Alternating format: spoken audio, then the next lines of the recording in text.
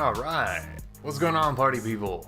So, yeah, I got some stuff done yesterday. I don't know what was going on. Hopefully, it doesn't seem like it's happening to me today, but there was a lot of lag trying to use Godot.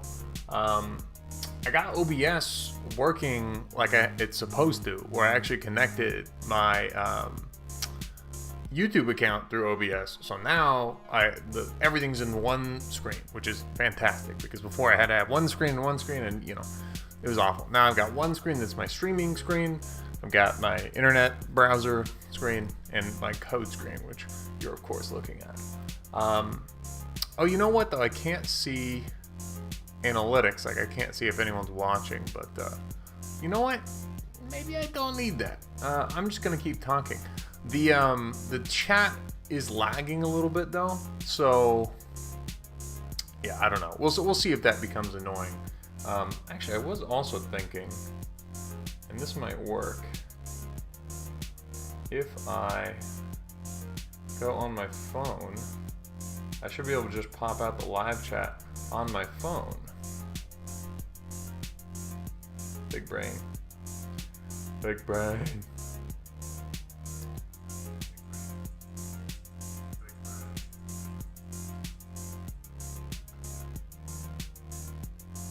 Beautiful. That's what I'm talking about right there. And then that one should be a little more up to date. But that's pretty cool, man. Little screen there. Anyway, let's go ahead and show you what I did.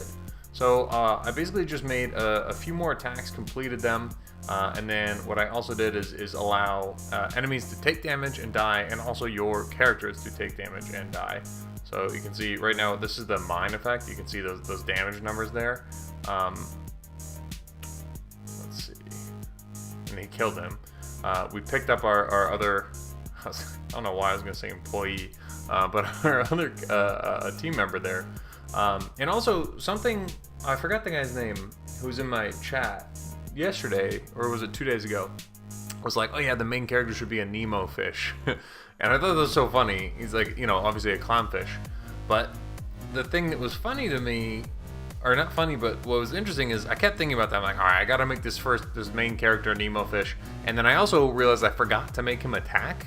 And I'm like, oh, well, it's kind of difficult to make him attack. I have to recode all this stuff. And then it dawned on me, but with the trend of Nemo, the main character, the point, or the idea that I came up with, and please tell me if this is stupid, even if you're watching it later, is that he is kind of like weak and feeble, but needs to get somewhere, just like Nemo did. And so he's got this group of other fishies who are tough guys who are trying to protect him and get him to that place. So basically, I guess I'll make it so he can actually take damage as well. But the idea is that, no, never mind. I was gonna make it so that after all his group members dies, he dies. But I don't want to do that. But I do want to make it so he can't attack, and all he can do is kind of run. So you have to have these group members. Yeah, we'll see. We'll see how that goes. I don't know. Anyway, so I'll come and see if I can. You see, he killed one of my guys there. We killed the enemy. You saw the numbers come up. The hardest thing that I did was actually the melee attack there, which I just can't seem to get. He does that. Neither of these are the blue ones. Oh yeah, I also added the shader for, there you go. You see how that? See how that he like kind of went around the screen like that? Like that. That attack is the melee attack. I also wanted to take a point out of the Vampire Survivors book, and one thing I liked was actually, you know what? Maybe I'll open up live stream games here. I kind of like having a to-do list. Yeah, we'll open this up here.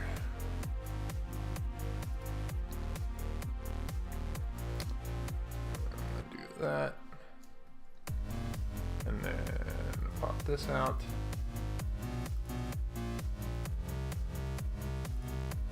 Oh, do I have Affinity? Oh. Damn, bro, I don't know how that's keeping it together if I have a lot of apps open right now. Okay.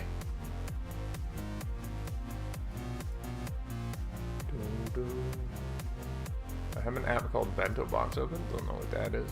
There we go. Okay. There we go. There's that. The chat here does not work.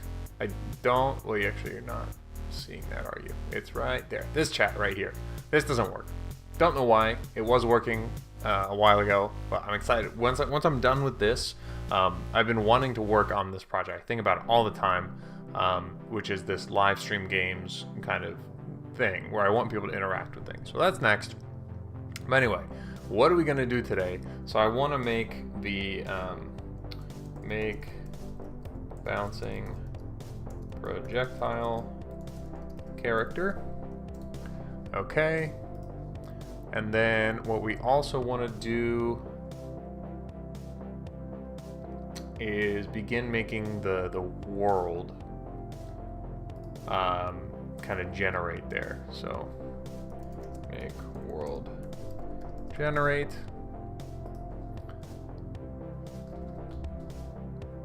Well, you know what though? I feel like we should probably make enemies before we make the world generate. Also, it helps to have art for that because that's like kind of half the thing.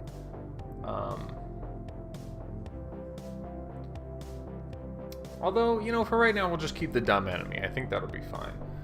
Okay, so we're gonna do that. Let's make the bouncing projectile character.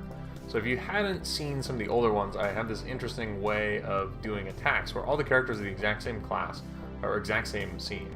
And all we're doing is we make these scenes that are inherent from this, and then we can add the bits of code to them. So that way they just pick up like the attack code and they inherit it and stuff like that.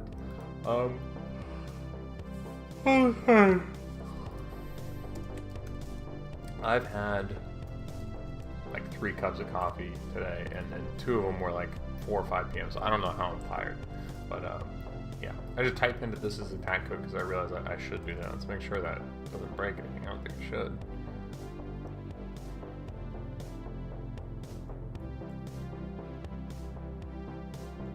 Boom. Okay. Anyway. Also, well, I guess we'll check this out.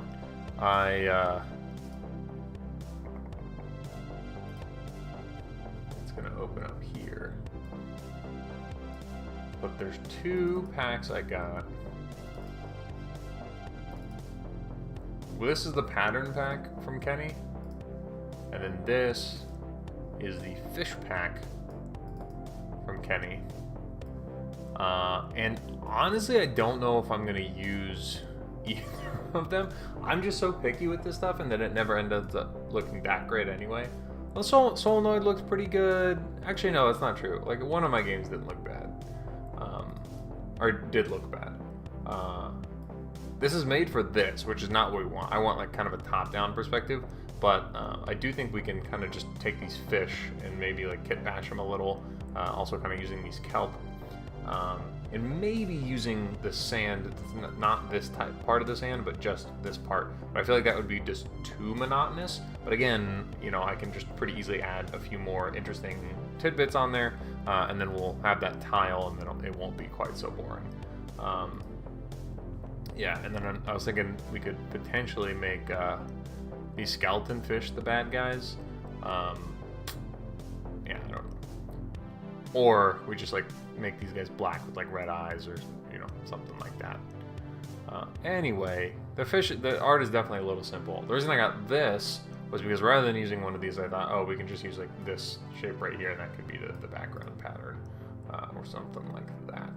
I mean, also it's kind of interesting because these are what they use for all their textures, right? So like, yeah, like you can see, like they use this for like some of the sand, and use this for you know, some other textures.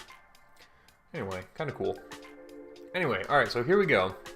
I'm gonna make a new character. So first thing I'm gonna do is come in here.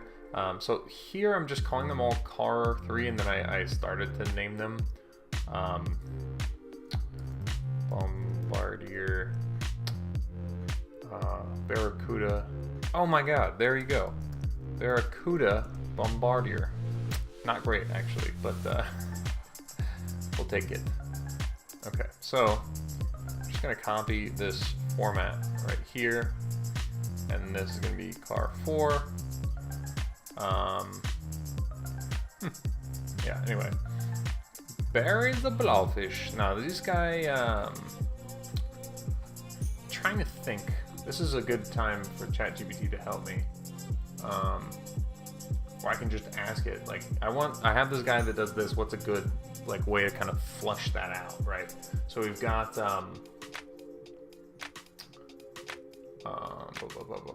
where's my fish game prompt? Whimsical tattoo design?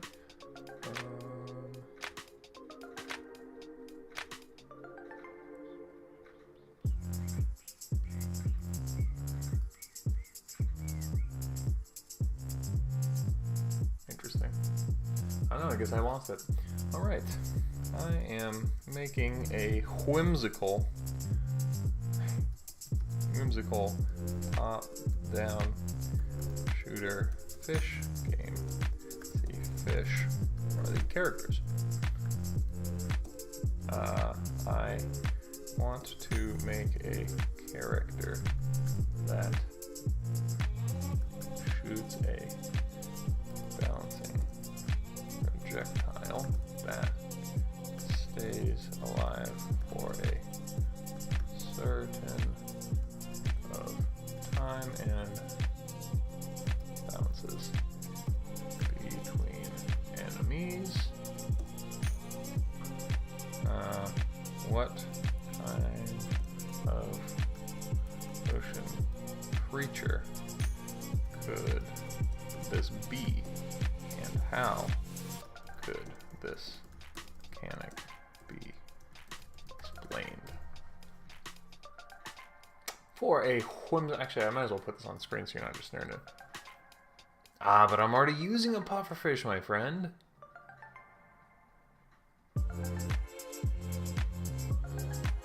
See, it's kind of dumb. I mean, I guess if you had a pufferfish, you could make the pufferfish bounce, or you just make him shoot out little mini pufferfish. I'm gonna tell it, come up with a couple ideas and keep them concise. Oh, a jellyfish. Interesting. I was also thinking for a jellyfish, you could just make them like, well, oh no, there's an electric eel where he'd just kind of like shock in an area whenever people entered every once in a while and go make a shock thing. Angelfish? What the hell's an angelfish?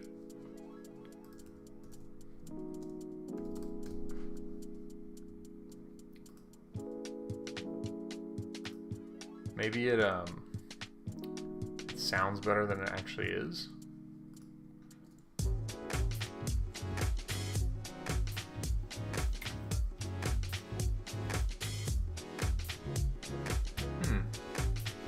Yeah, none of these look well, that's, what the hell is that?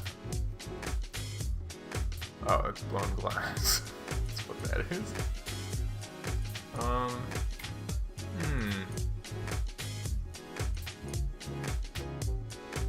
The other thing I was thinking of was like a clam that had a pearl. And then it would kind of shoot the pearl back and forth. You know?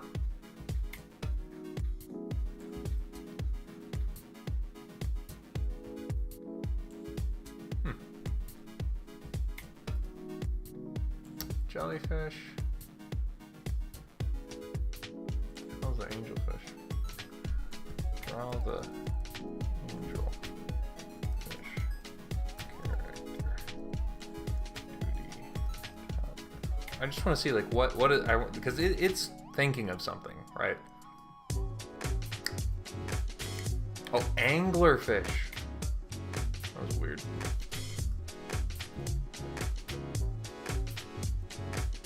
Ah, I see.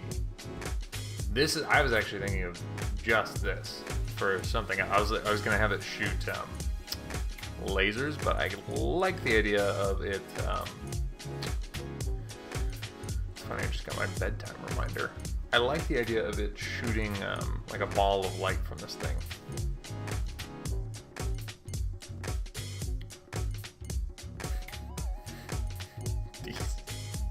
AI's gonna take your jobs, kids. No, I mean, you know, maybe one day. Not today. Okay, cool. Anyway.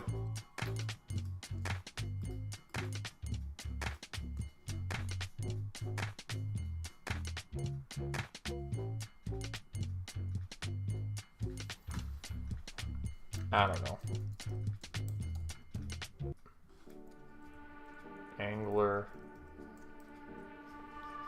The angel.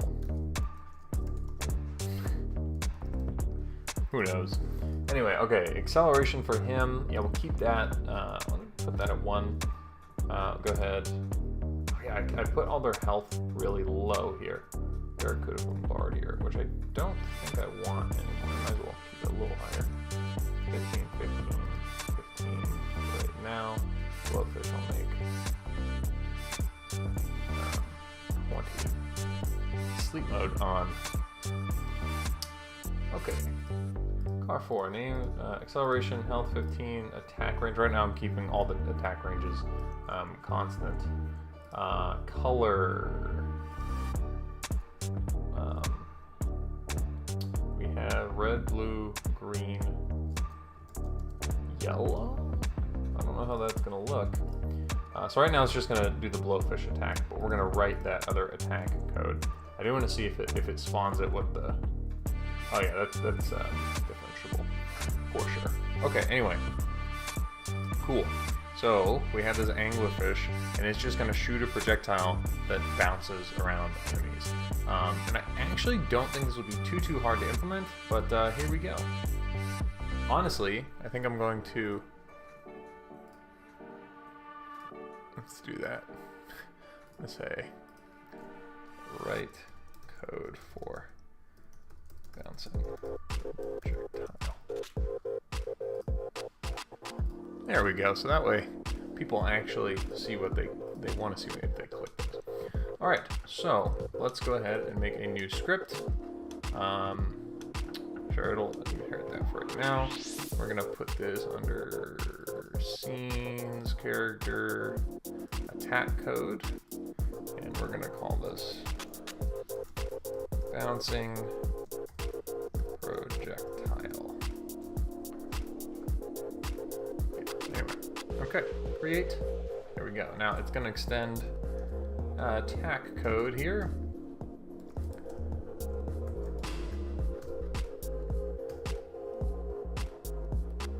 We kind of just put. Let's do this. But I've been doing that, but can I just put damage was 10? Is that gonna yell at me? Yeah, that's what I thought. But I can go here. So basically, this is the basic attack code. It's got some things in here. Inherits from node. We have to have the actor, so who's the person that this works on. The damage, which is how much damage the attack does. The rate, which is how often in seconds that the even though we're using the physics process to do this, it's the theoretical seconds if we're running at 60 frames per second. So that's the time in seconds between attacks. The attack counter,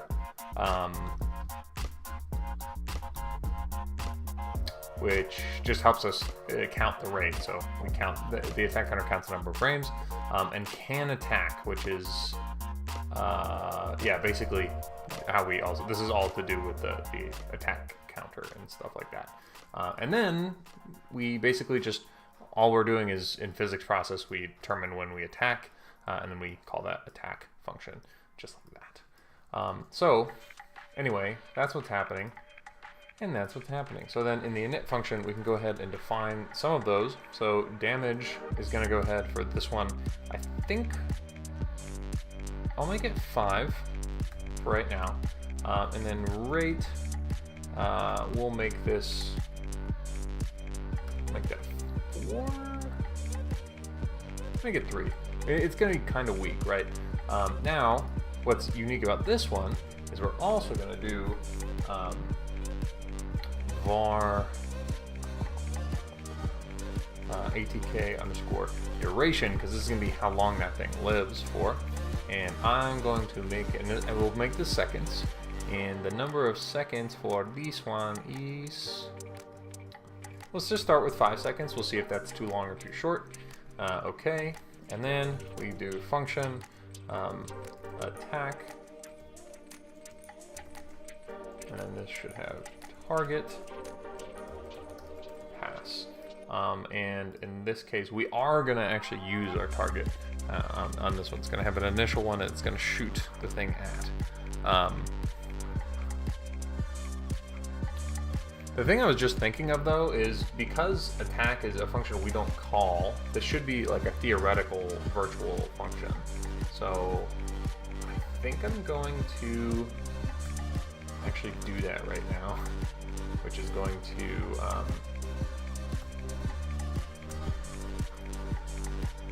break all these things. But a quick rename will help that. And boom, there you go. I think it makes sense because it's basically a virtual function. It's called by them. That's basically what we've done. We've kind of meted into the engine. Bouncing projectile. Here we go.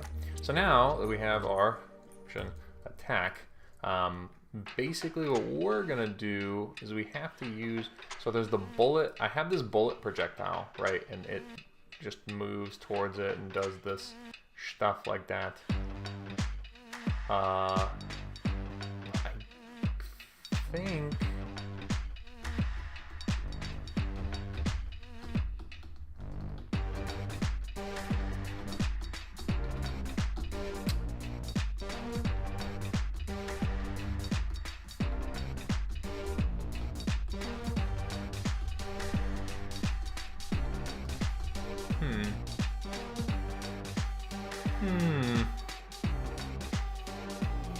I'm trying to think of a way to make this more efficient, because right now I'd have to rewrite this class basically quite a bit. Well, yeah, you know, it is going to be different enough. All right, we'll make a new one. I'll just make a new one. Block out hit numbers here. We'll add a new area 2D. We're going to add a collision shape. We're also going to add a sprite, and we're going to add a visibility notifier 2D. I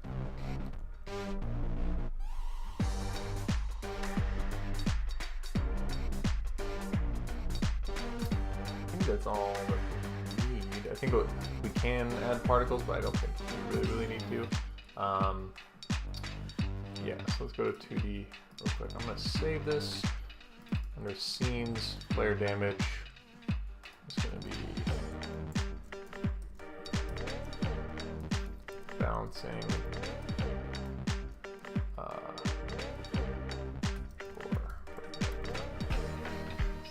Kind of a mess, this one. But I think it's going to come together. It's already kind of fun. Just with that one enemy, I think if there's more, it'll be fun enough. I think the art is kind of dismaying me. I always get hooked up on the parts that like I can't, that don't seem like they're going to be good to me. But that's not, you shouldn't be doing that, right? Get excited about the things that are good and do your best on the things that are whatever. And it doesn't matter, you know. Here to have fun. And if I don't win, I'll cry. Okay, I'm just kidding. Area. Okay, so this is going to be bouncing projectile. Okay, and then we'll add our sprite here.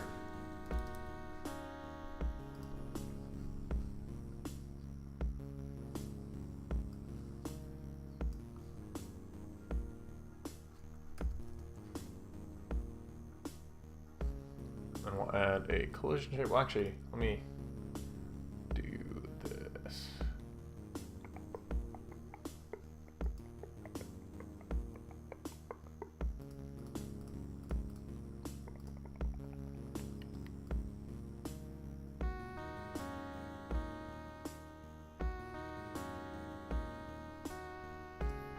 pretty cool they added skew. So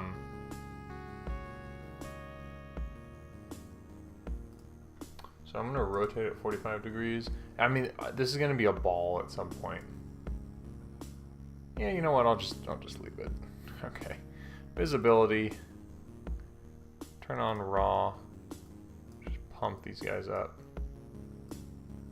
Well, it's white. We'll add a little bit of a. Yeah, we'll make it yellow.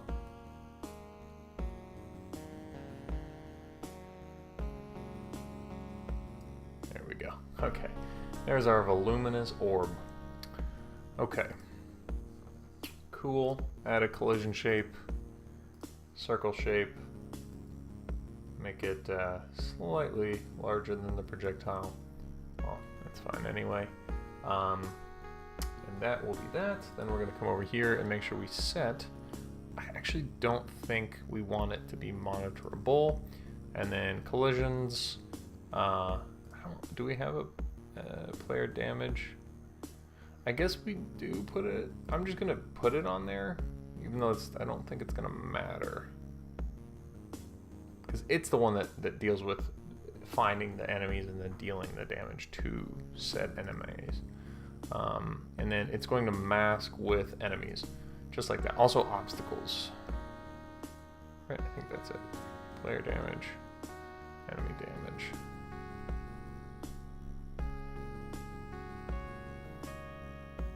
Yeah, okay.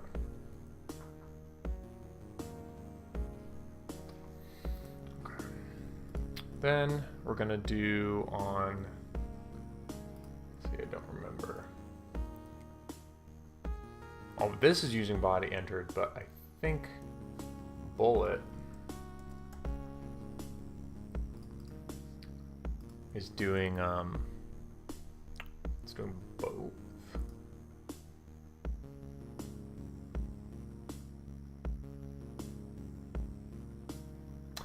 Yes, and this is just for the body entered is just supposed to be for obstacles. Okay, cool. So for the bouncing projectile, I'm going to do on area entered. Oh, actually, forgot that we have to actually add a script first. Area 2D, create area entered. So I'm going to go ahead and do var damage, and this is going to be a float, and then we're going to do var duration, and this is also going to be a float. In fact, I'm going to just make this easy and just add a timer. Okay. And then I'm actually going to not use duration, but I'm just going to make a function. Yeah, set for duration, float, void, and then we are going to do this one. I'm going to come into timer. Set one shot and one shot, baby. One shot and auto start to true, and then we can just do var timer equals timer, and then we'll say timer dot set wait time to duration. And then we're also going to go timer timeout.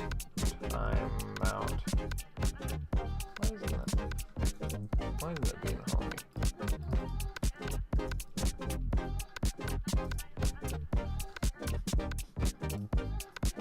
Yeah. That's so weird that it's not doing that for me, and it's kind of worrying me. But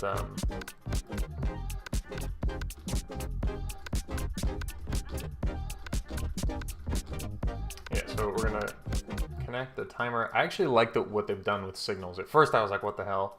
but I actually really like it. I also really like what they did with tweens, which I also didn't like at first. As long as it's as performant to spawn a tween constantly, but yeah, I like it.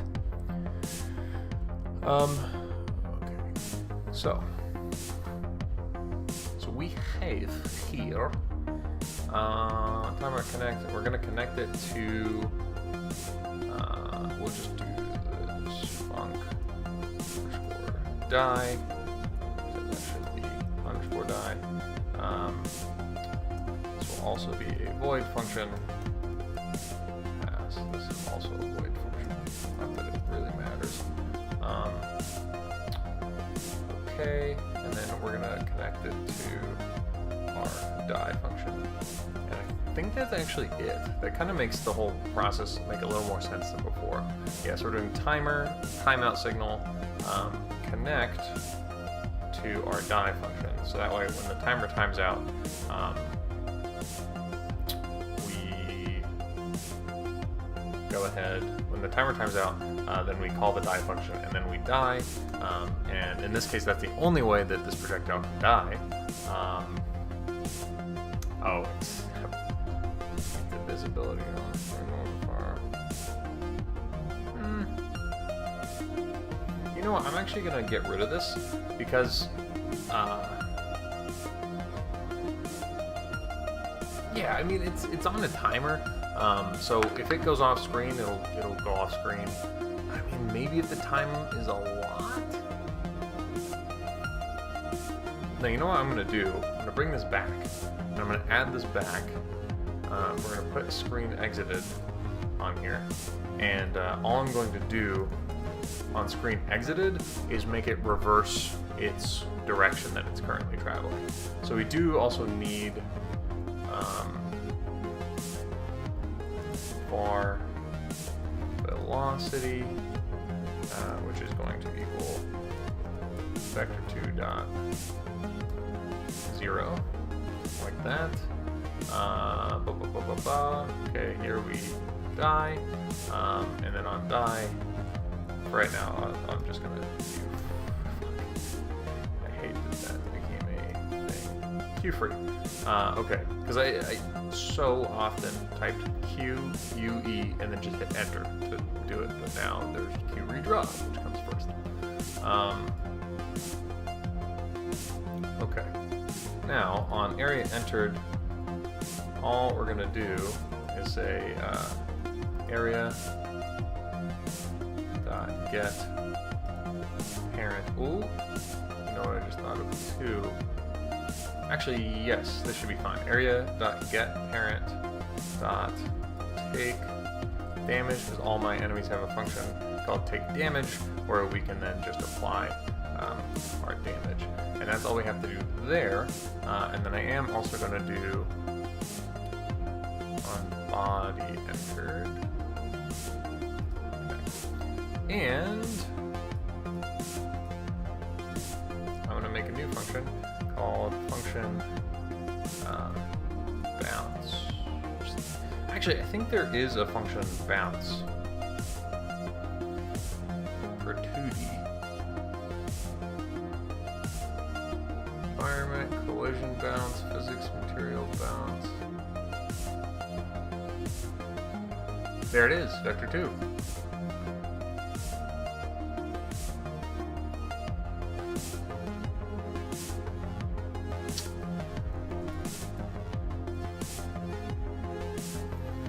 Returns a new vector bounced off from a plane defined by the given normal. Oh, n is the normal. I don't think just fucking name it normal, dude. I get it. In physics, we do n is normal, but like, I was like, what's normal? Okay, so this actually makes things a wee bit easier because we don't have to make our own bounce function. We can just use the one that they've got there. In this physics process. Oh, the other thing I want to do is make a signal. Signal dead.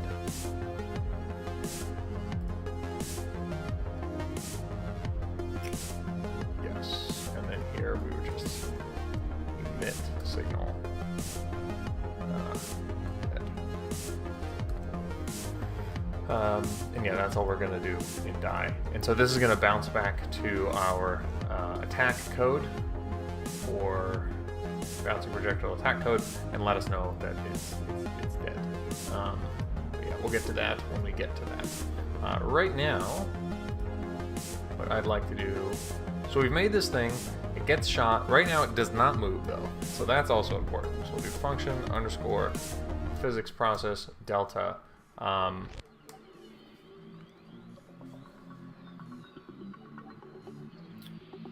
You know what? Most of my bullets just actually go like in one direction, but then we just rotate that direction.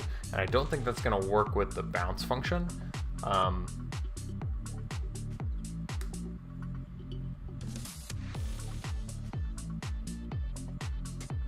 think what we're gonna have to do is do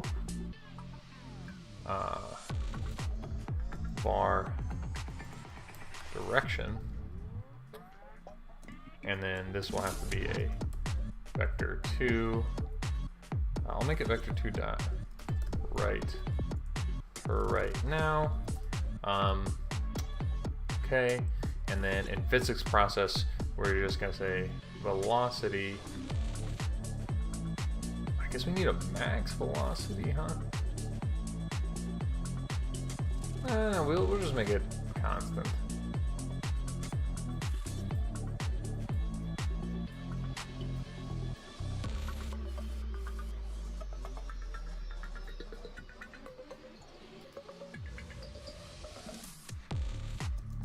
Equals direction times, and then if we make this a constant, then we don't need a max velocity. But I will just const max speed, and then this will be like I think 100, and then here we'll just do direction times max speed times delta times 60. I always just do delta times 60.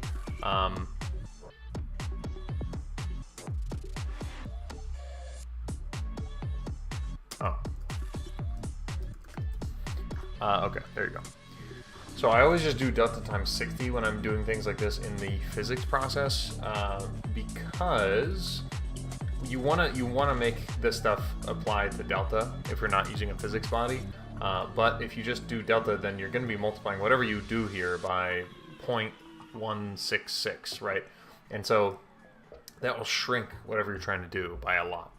And I don't want to do that. So if you multiply it by 60, then you get 1, and then if the game is running smoothly, then it just runs at 1. If the game is running worse or better, then it adjusts this rate correctly. So there you go. And then you don't have to worry about like, you know, make this one 300, but make my physics bodies 15, or vice versa. So yeah, we'll make this 100. That might be way too much, but we will certainly find out pretty soon. Okay, so here's the physics process. That's how it's going to move, and that's basically it. And then all we're gonna do here is change the direction in these two functions here, and that will be how we bounce off things. So if the screen is exited, let's do body entered first. Actually, whatever we want, whatever is our, I want to go back to vector 2 and kind of just flip through the functions here. So we have angle to angle, point, aspect, Bezier, bounce, seal, clamp, cross, distance to floor, from angle. Oh, I'm just interested in what this is. Creates a unit vector 2 rotated to the given angle in radians. Oh, interesting. Vector.right.rotated angle. Oh, well, then I might use this function. Although I don't know, how useful it is exactly. Length squared to orthogonal. Lerp, limit length, orthogonal, plasmod, project. Oh, reflect might be what I actually want instead of bounce. returns the result of reflecting the vector from a line defined by the given direction, vector n. Okay, I think that's what we want. I don't really know how that's different than bounce, but I guess we'll find out. Dearie. So we're gonna say direction equals direction dot. I know we say. Wait a second. Direction dot reflect direction dot rotated 90 dig. Well, we know that's pi. That's 90. Okay. And so the idea is that if our direction is this way, our direction rotated 90 degrees should be perpendicular, and thus we should just bounce that way. But again, I don't understand the difference between reflect and bounce. It doesn't really seem to make sense. Returns the result of reflecting the vector from a line. Oh, I think reflect, like if I go like this, it's gonna bounce like this, whereas bounce goes like that. You know what I mean? So if you're at an angle, a bounce should go this and then bounce like that, and a reflection should just go like that. You know what I mean? Like, you know what? Maybe we use the visual game to do that thing. You try it. Okay, we can certainly try it. And then I also here, I mean, we're just basically doing the same thing here. So I might as well actually just do func bounce. And then we'll call this void. And then we'll put that code here. And then I'm just gonna do bounce. Bounce. And then also here, we're gonna bounce.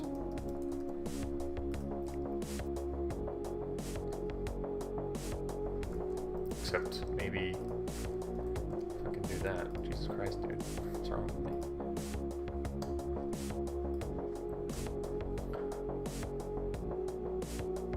I'm then going to put die right there, just so these are a little more organized. And then I also might as well do that. So that way I've got all my signals in one area, just for neatness sake. Boom. Beautiful. Okay. Now, the question is nothing. I think we just hit play and watch the errors come in. Oh, no. No. This projectile is correct, but we actually haven't done anything to, like summon it. This is the attack code currently. So we're gonna do, actually I like to do it here. Var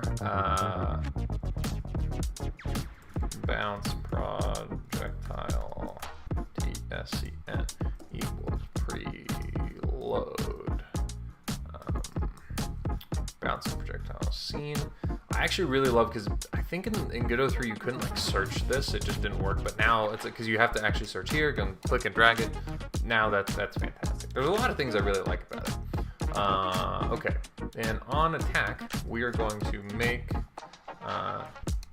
bproj, I'm just going to call it, let's say var bproj, of course, equals bounce projectile scene dot instantiate, and then there's a few things we have to pass to it, right?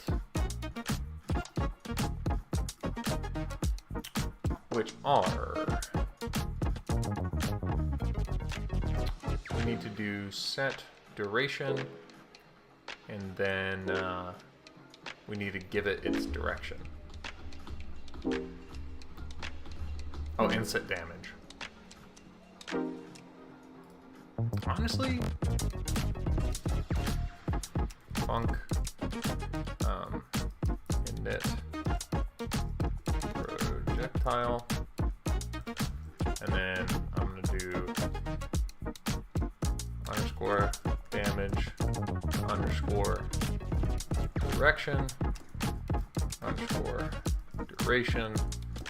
This one is also going to be void this just helps you make it a one-liner. So we're gonna say damage equals underscore damage direction equals underscore direction, and you guessed it, we'll actually set duration underscore duration. Do that too. Well, honestly, now we don't need this at all, do we? I'm just gonna do that. Okay. So this is now our init projectile function. We'll just call that. Make things a little bit tidier. And then we'll just make sure that this is a float. This is a vector2. And this is also a float. Okie dokie. You do the hokey pokey and you shake it all out. I should really figure out how to do, because so there's two things you can do to skip lines, right? I basically use the arrow keys as much as possible. Obviously, go up and down, left and right. If you hold Command on a Mac, you can jump all the way to the front or back of the line. If you hold Option and do it, you jump through the current body kind of thing. So if there's underscores, you jump the whole thing. Here we jump over there to the end of void, and it's just very, very helpful. Something like this, right? I can go like this, get to parent, go like that, get to damage. I don't know. But on my Windows at work, there's only the option. There's only this, which gets kind of annoying because there's a lot of times you just want to do that. So I need to figure that out is the point. And thank you for listening. Okay.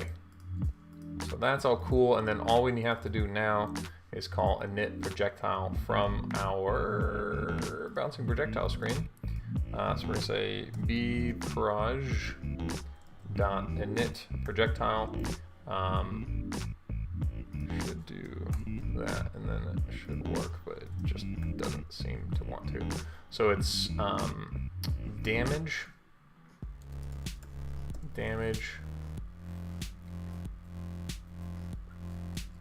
and then we need the direction. I'm gonna do this.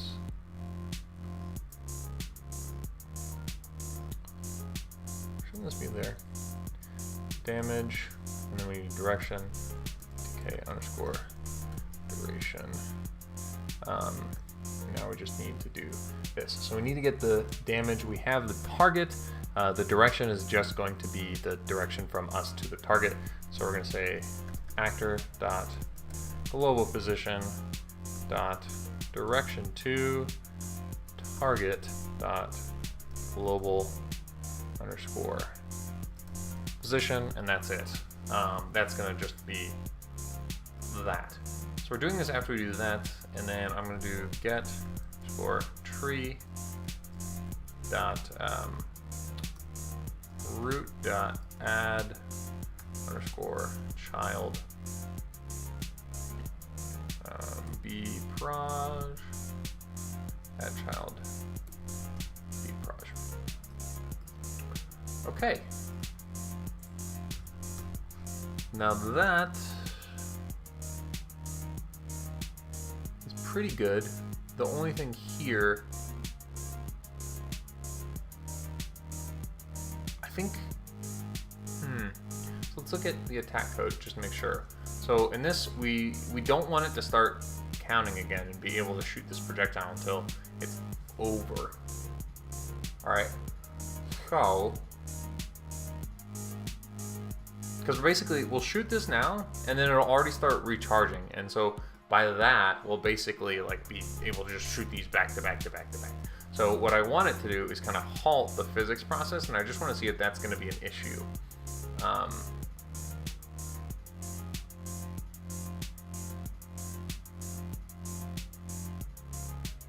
I don't think it will be.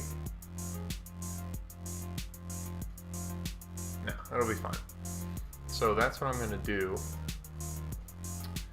here. No, not that one. This one. So after we do this, oh, that's the other thing we need to do is bproj dot connect. It's what's it called? Dead dot connect. That's what we're gonna do. And then we're gonna go function proj dead void pass connect proj dead. So that way, when it dies, it does that. And then I'll move this up here, because why not? And then down here, we will set physics process false. And then here we will set physics process true. So basically we disable the physics process so that way it can't start counting up again. This is only going to disable the physics process, theoretically, for this line of code, or sorry, for this aspect of the code. So that way this is all working. It's not going to affect the actual character, theoretically, hopefully.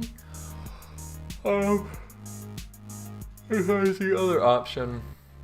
Well, who cares what the other option is, because this is going to work, damn it. Yeah, that's it, right? So let's just, well, yeah, let's see. I'll let the code do the talking.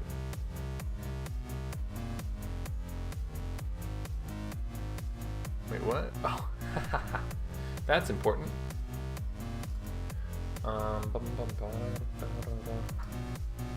Bouncing projectile. I think that's how I named it. Bouncing underscore projectile. Yep. Let's go ahead and let's party hardy. I'm going to, yeah, whatever. I was going to add it to everyone to make it easier to test. Attempt to call function new and base null instance.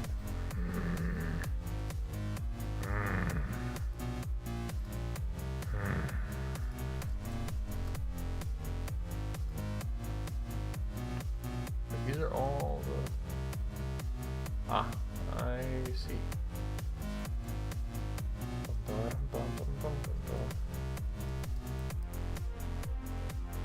That's why. There you go. Okay. There you are.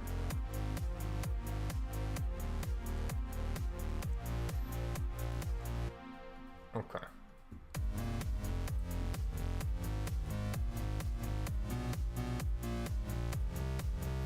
And yeah, that was obviously a huge success. Congratulations, everyone. We landed on the moon. Okay, so we had this. We spawned the projectile.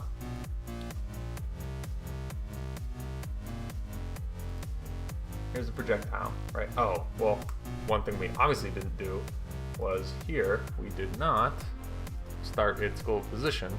So attack, we need to do bproj, nope, bproj dot global underscore position equals actor dot global position. Now, it still was definitely not moving, which is mildly problematic.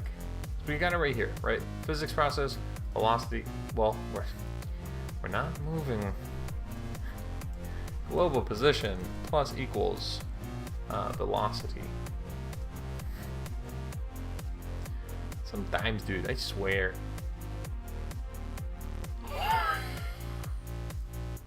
Okay, I think that's a little fast.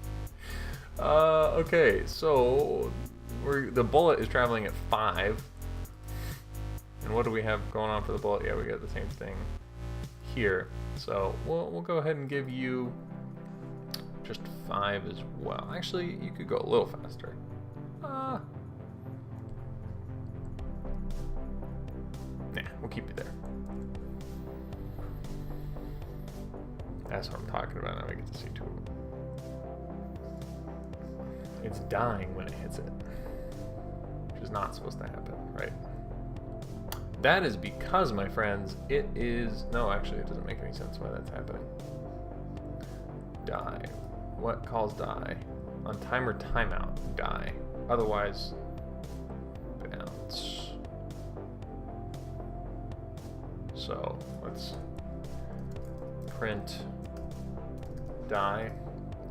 Then here, we'll print direction. Actually, also going to do this right there. And then let's, I gotta go get him.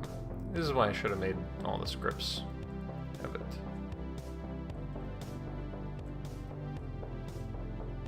Come on, dude. Shoot him. Shoot him. Fuck.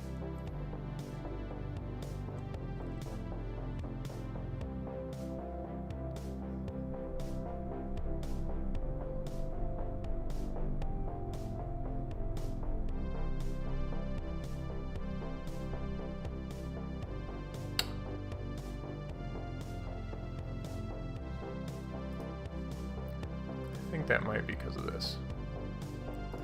I'll start, and let's just do...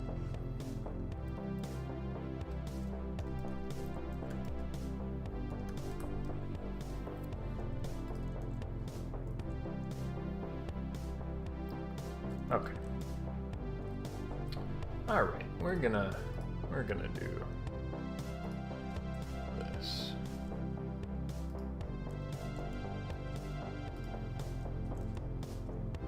And then I'll just Command Z that away. Here, so that way now I don't have to worry about who's got what. Okay, so it's not dying, but clearly the bounce function is not doing anything.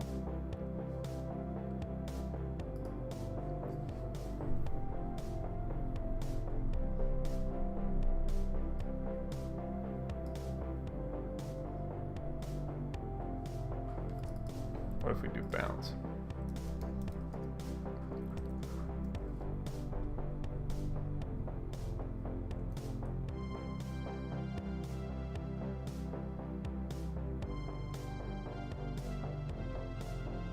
That worked?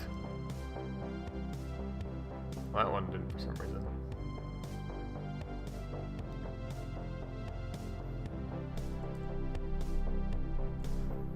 Okay, so bounce is what we want, I think.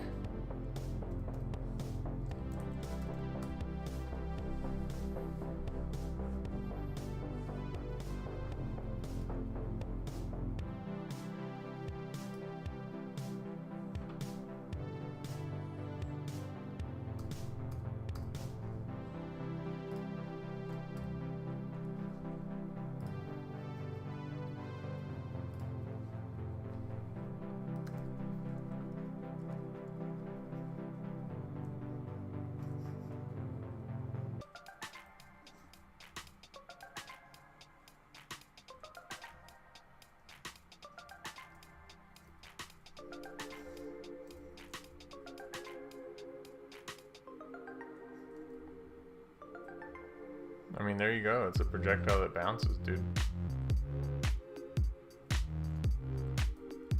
Why didn't it bounce there, though? It doesn't quite make sense to me why. Because it clearly did this. It clearly took damage, or it dealt damage to the guy. So this function ran, so it must have called bounce, but for some reason the direction didn't actually change there. I feel like... Watch it, I keep opening up that one. I'm gonna look at Vampire Survivors Bone.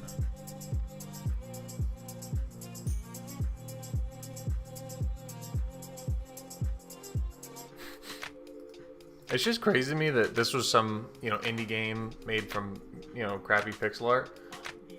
Actually, yeah, it's mostly crappy. The Bone Zone, baby.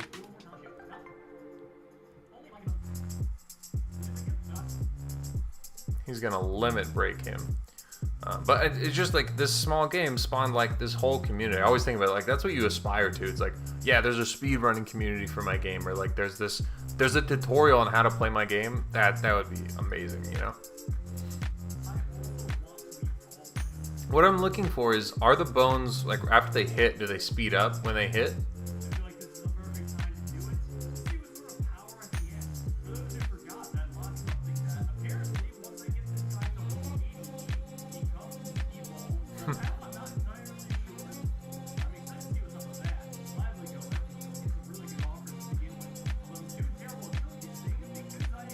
Is it?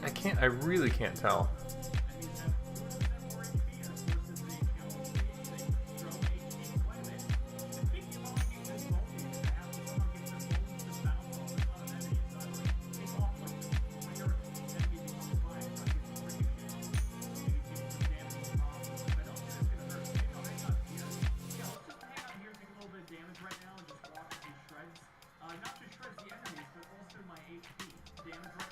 Obviously, that's not going to help us.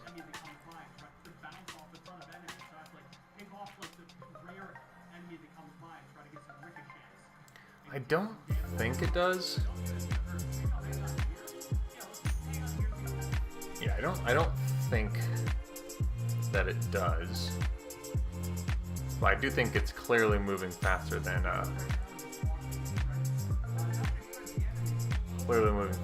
the average enemy's speed. The thing I want to do, having just looked at that, is like, this thing is huge. So let's go ahead and scale it down. Well, I think you're actually not supposed to scale the projectile. You're just supposed to scale this stuff. So we'll scale the sprite to 0.3. Oh, that's scaled dynamically. Nice. That's also a big one. That was always... Well, so you can unlink it. Beautiful. Beautiful, beautiful. That's what we need here, folks. I'll make it 0.4. Seems a little better. And then we'll change the collision shape here to be like that. Looks good. And then now it's faster too. So we'll see what this thing looks like.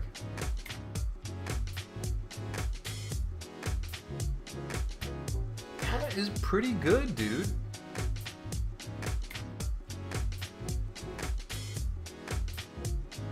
Why does it not bounce sometimes, though?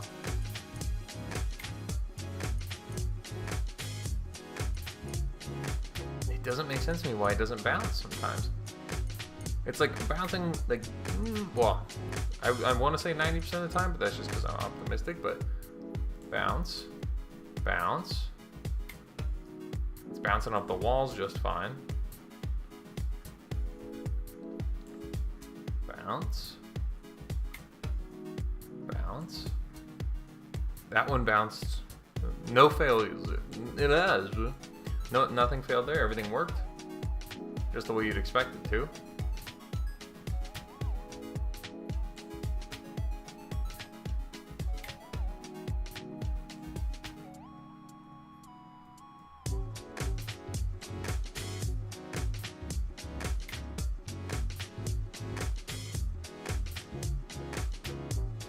Oh, that's not good. The enemy's hurt box was still active. I just noticed there, so it bounced off of nothing. But I think we're basically done with this projectile.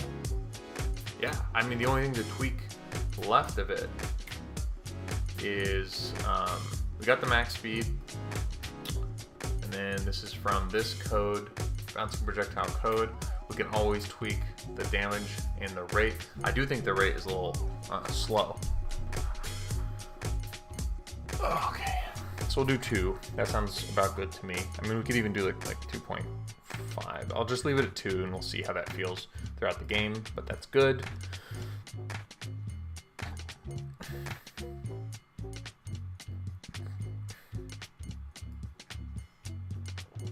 This all seems good, dude. It seems like everything's working the way we'd expect it to. Let's remove that freaking print. There we go. Yeah, everything seems good. I mean, it's still, I'm gonna run it one more time. I don't understand at all why it seems like it occasionally doesn't work.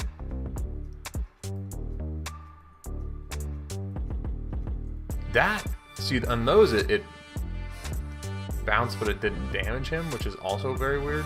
It did it again. You know why? It's because it's hitting the fucking body, dude. Okay.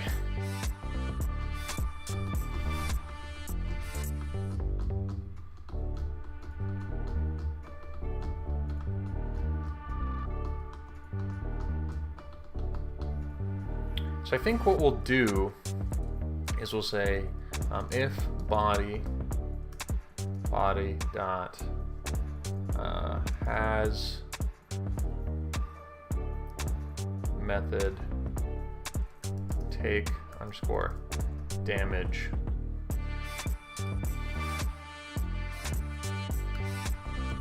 then body dot take underscore damage. So basically, we're just checking if it's an enemy and not like an obstacle, then take damage. Now, I am concerned.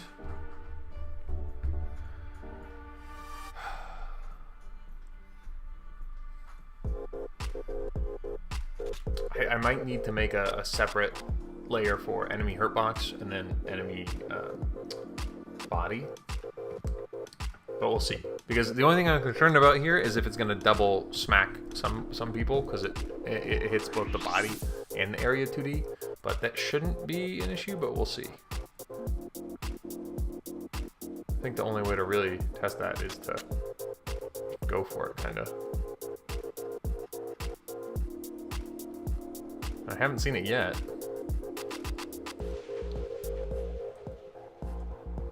Well, I can't even tell with that one because it.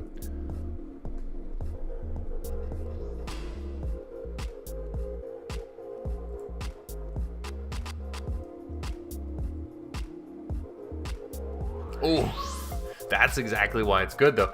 Well, like that one got stuck right there somehow.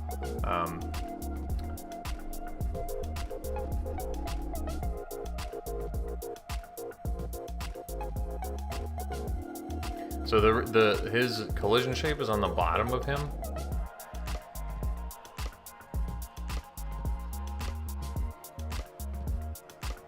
I think we're good.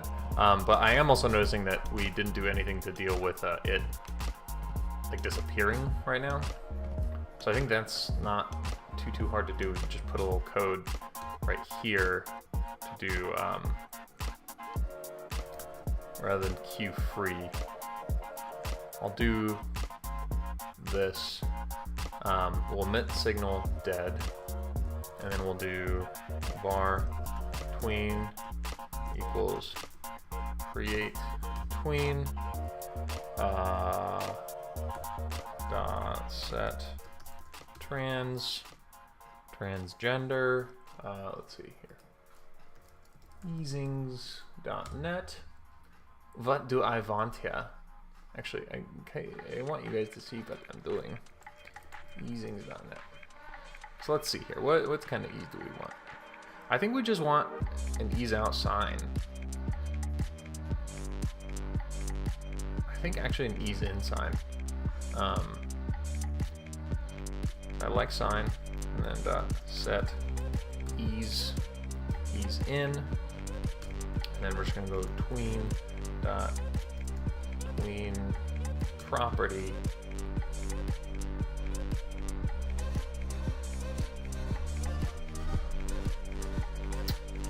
self, and then the property node path is modulate :A.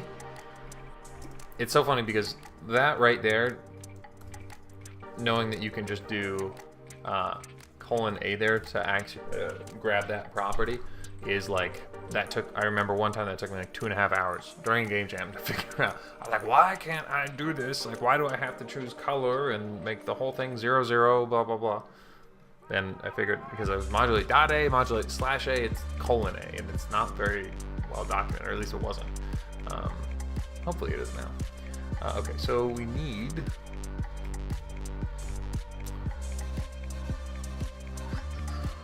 0. And duration, we'll just do 1 second. Doesn't really matter.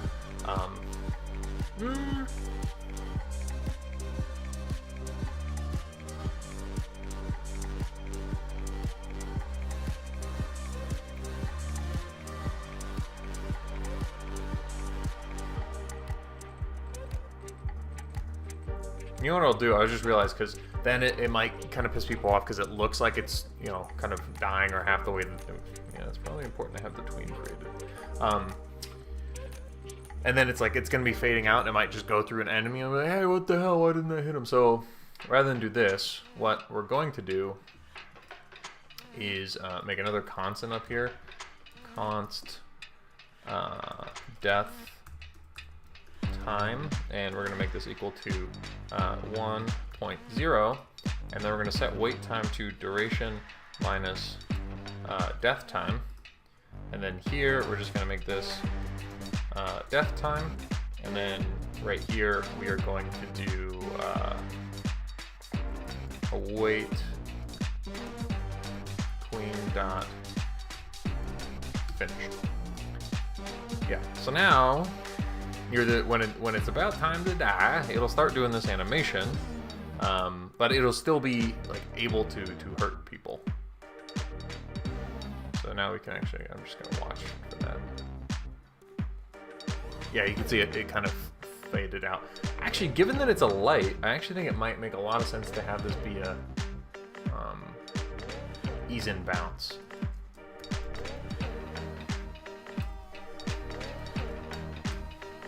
Wait, what the?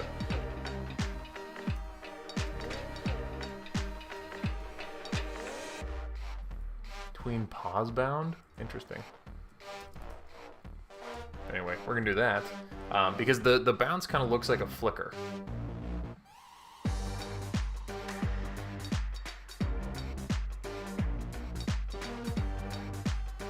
Yeah, I like the way that looks.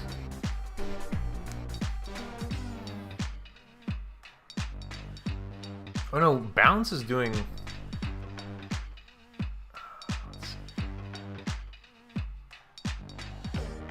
On bounce, I'm just gonna print. Well, here, let's do this. Do this. I'm gonna do reflect, and then I'm just not gonna rotate that, and we'll see if that does what I thought it should do originally. It does not. What the hell does reflect do, dude?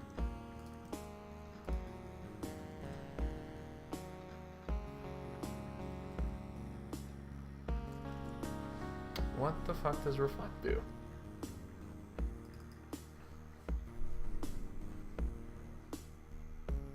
Returns a result of reflecting the vector from a line.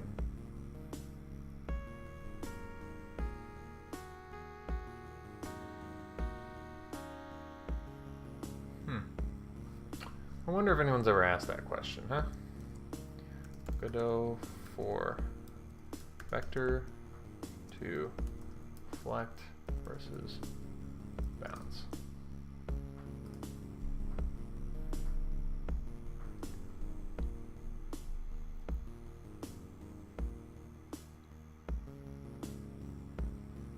You made a diagram? That's good. I don't want to watch his YouTube. Real.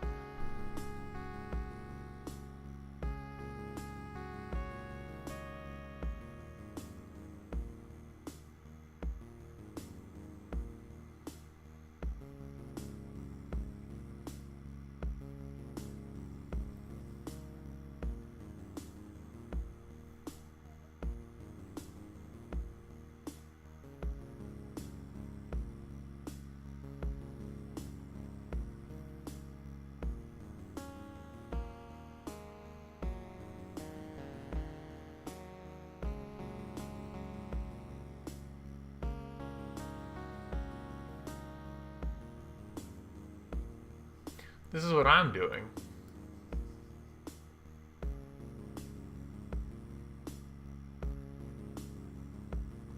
The hell's what's the difference? One's a mathematical reflection, one's a physical reflection. What does it even mean?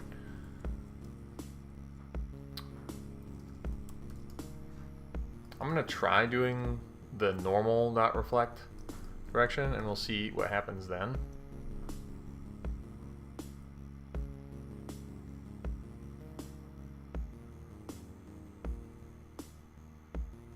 That's doing exactly what bounce was doing.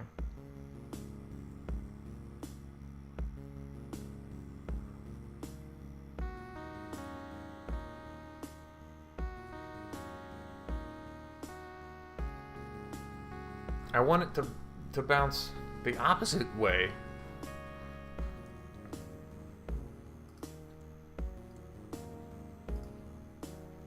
So I guess that's the reflect is literally just doing the opposite of bounce almost. So bounce is really just turning the direction around. So the maneuver bounced off from a plane defined by a given normal.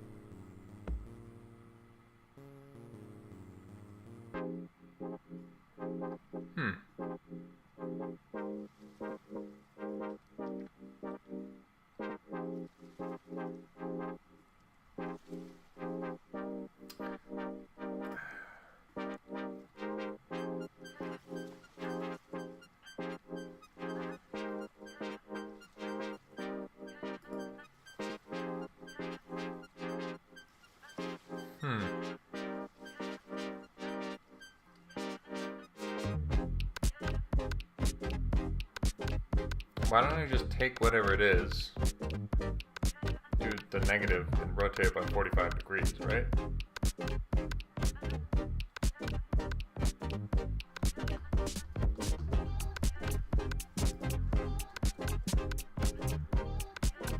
Direction equals negative direction.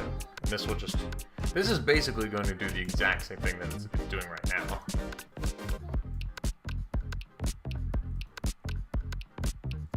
Exactly the same thing, right? But then what I want to do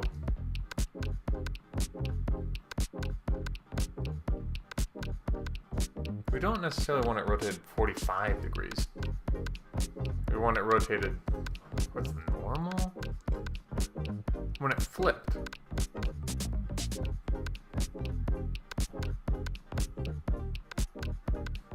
So if it's coming like this, we want it to rotate. Why can't I think of this, dude?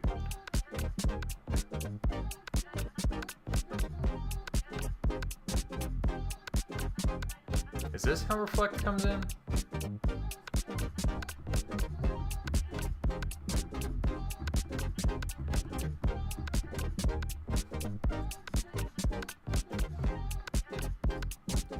Let's just see what that does.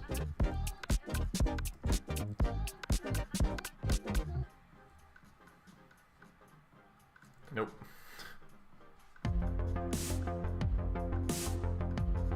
Isn't...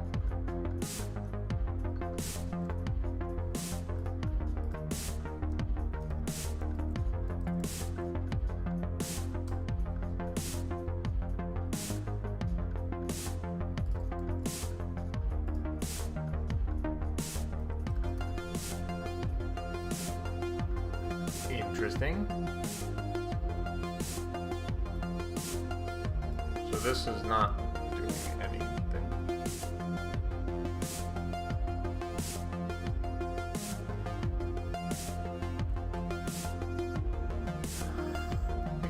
We were rotating 180 degrees. Wait, that worked though.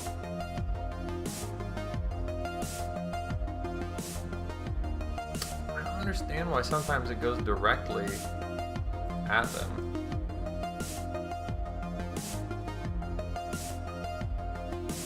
yeah, that one went directly back, and I want it to fucking bounce like it would actually bounce, dude.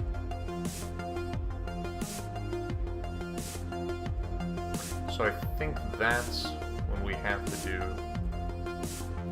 direction dot reflect, direction dot rotated pi over 2. Hitting all kinds of buttons here.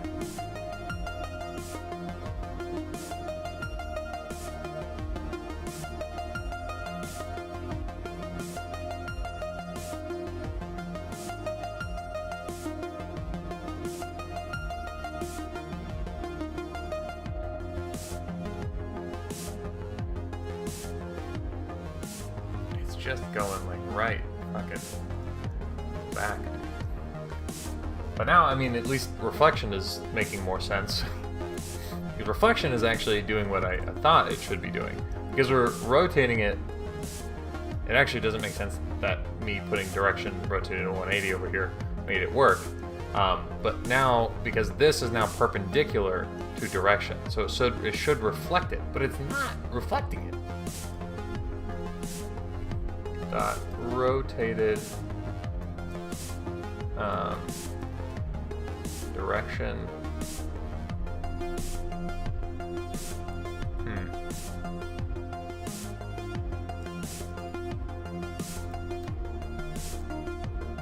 Pi over 4. That's not right though. That's not at all right. I mean, it looks like it's right, but it's not.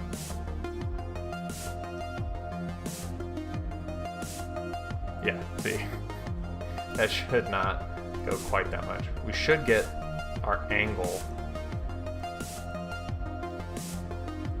So if we go direction dot angle.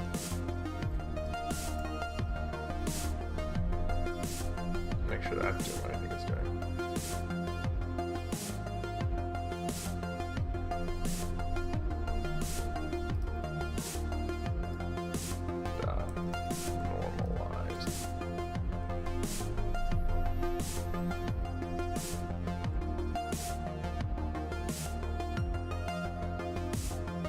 Is that working? Nope. That is not working. It might just be this over 2.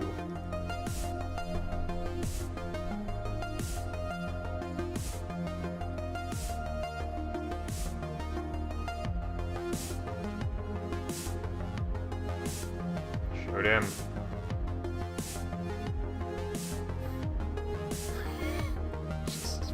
Christ, dude.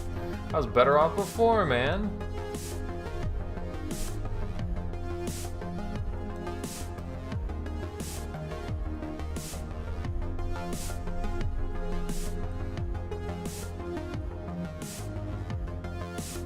Why is it doing that, though? Why is it bouncing? It's like that one for sure should have bounced. I'm gonna fucking ask ChatGPT.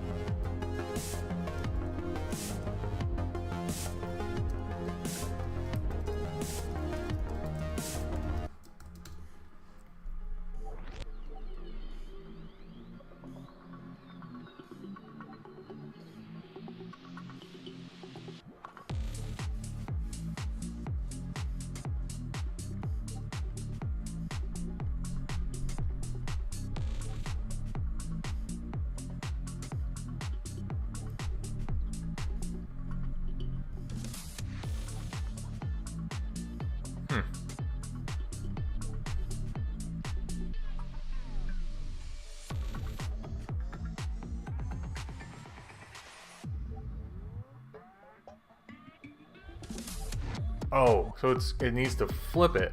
The normal is the axis upon which it needs to flip.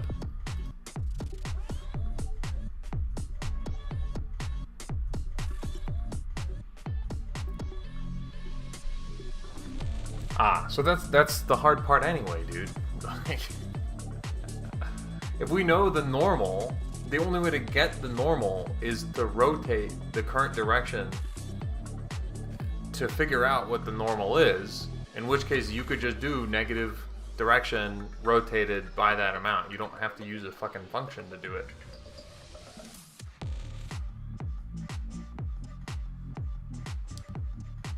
That was the whole hard part, dude. If we have something, where can I draw?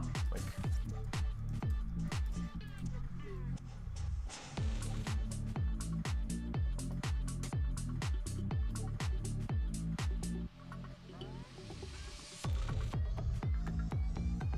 okay, so if we have,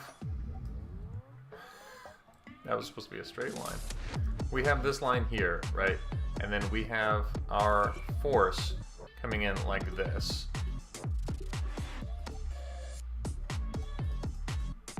This should be N, right? And this is dir. This is our theta. This is our normal. I would like a thonker one. Can I get a thonker one? Oh, there we go. That's what I'm talking about. Okay. Anyway, so.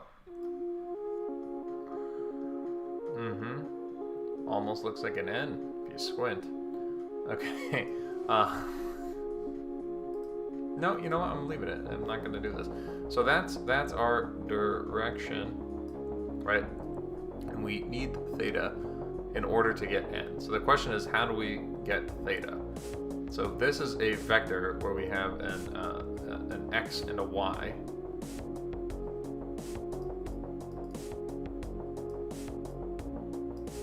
Right now, direction is not normalized, right?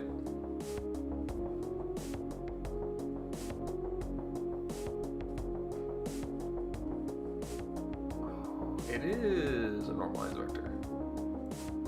Yeah, direction is a normalized vector.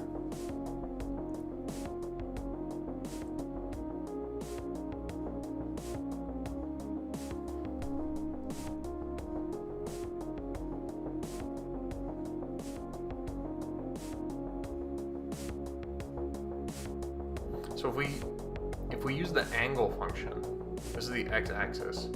If we get the angle, whatever this is, and we get this, so we can get this theta, 1, theta 2, and we know that theta 2 equals theta 1 minus 180. Or, you know, whatever, 180 minus theta 1, whatever it may be, right? If we know that, and we can get this one by doing the angle function, dir should already be normalized. So we should be able to do, direction is a normalized vector. So that means that we should be able to do direction equals negative direction.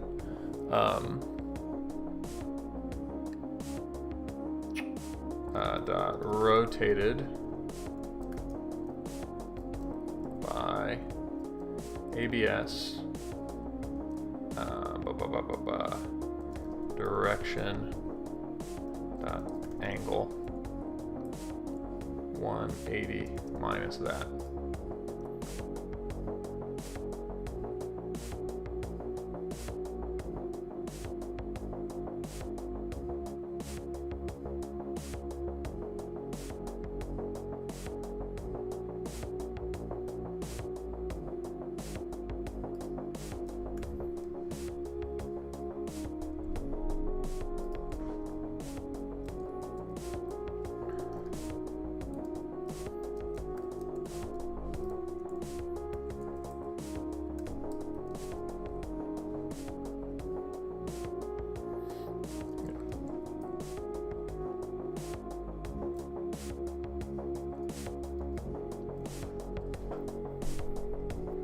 Son of a bitch.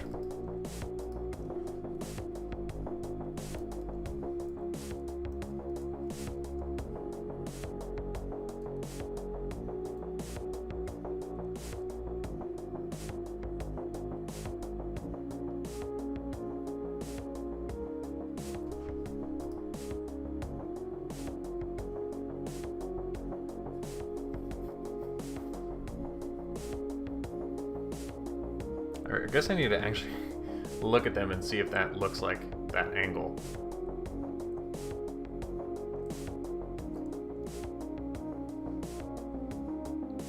Those did not look like those angles.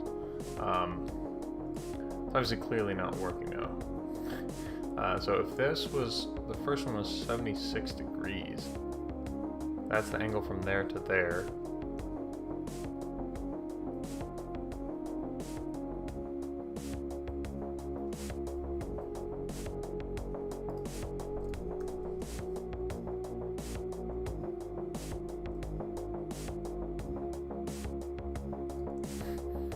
Nope.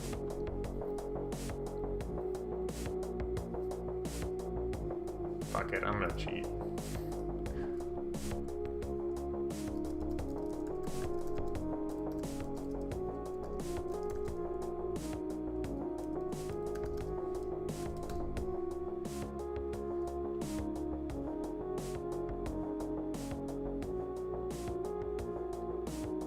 The vector is perpendicular. Oh, wait. So can't you just do...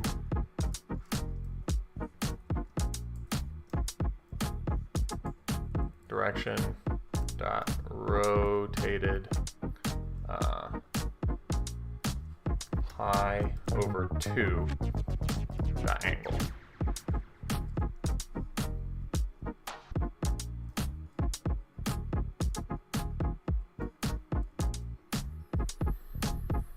I don't know why I thought printing it would help me, but...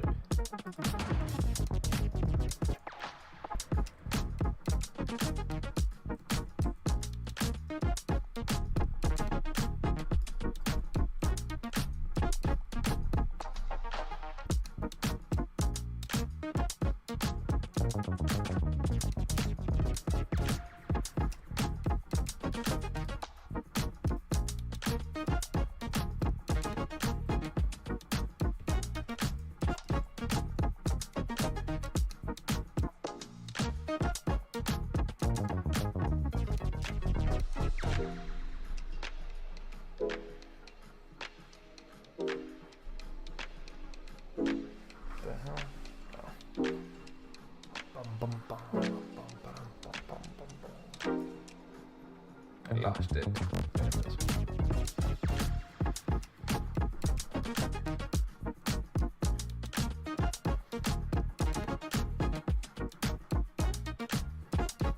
I'm spending so much fucking time on this for no reason, dude.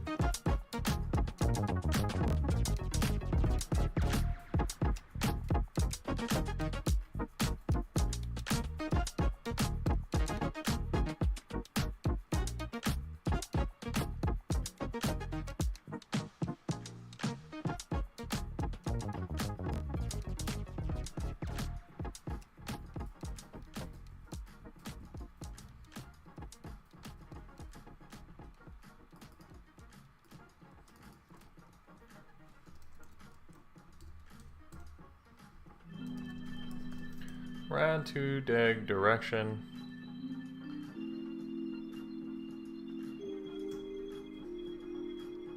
Dot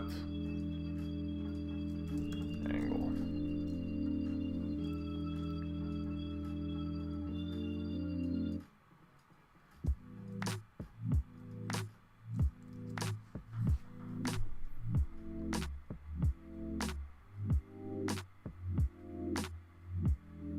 Wait, why can't we just fucking rotate negative angle?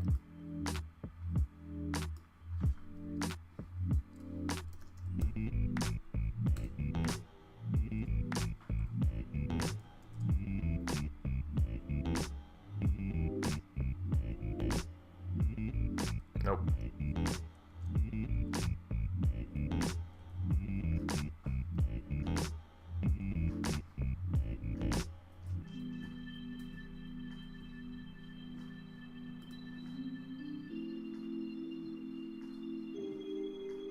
Because when we do angle, this is the angle we get, right? That's what it says. Returns a vector angle with respect to the positive x-axis, or 1, 0, in radians. For example, vector 2 dot right will return 0, dot down will return pi over 2, 90 degrees. Okay, let's see. 1, negative 1 should be 45 degrees. Yeah. So in this case,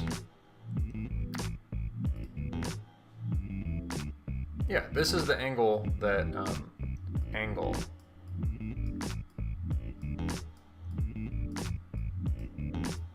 returns, right?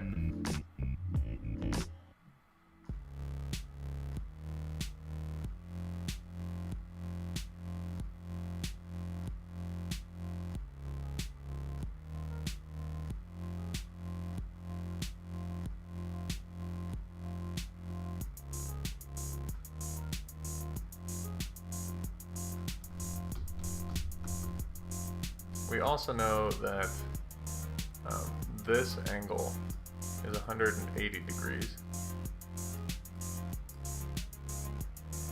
Oh, I was doing 180 minus this. What we should be doing is 90 minus this, and that will give us the direction to our normal. And in fact, that gives us this angle, so we just have to rotate by that.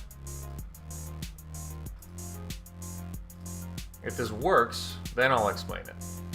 Because if it doesn't work, there's no point explaining it. Direction.angle, and then rad2 deg 90 minus direction.angle.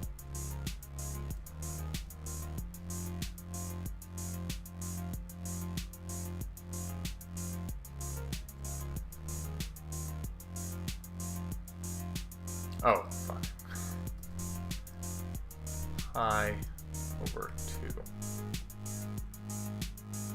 Oh, I was also doing 180 the whole time. Why did I not think that would do that? Of course it's going to do that. We want to do...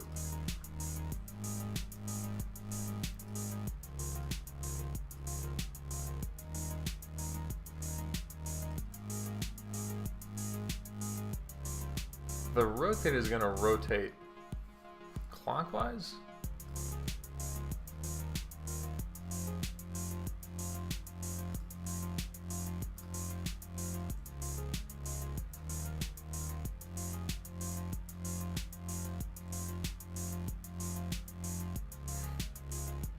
Yes!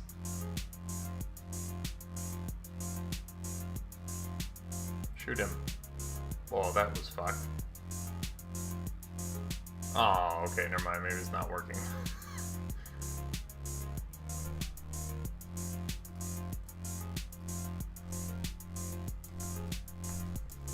It might just need to be the absolute here.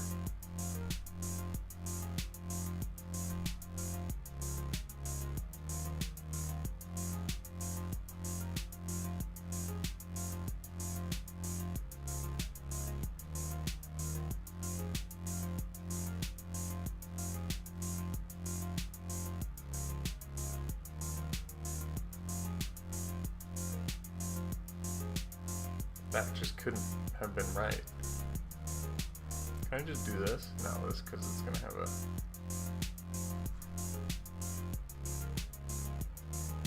a... Actually, yeah, this will go forever. Because it doesn't, we never set the timer.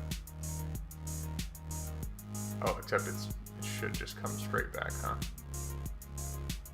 Oh no, it just says fuck it. Okay. We could also give our enemy just a fuckload of health.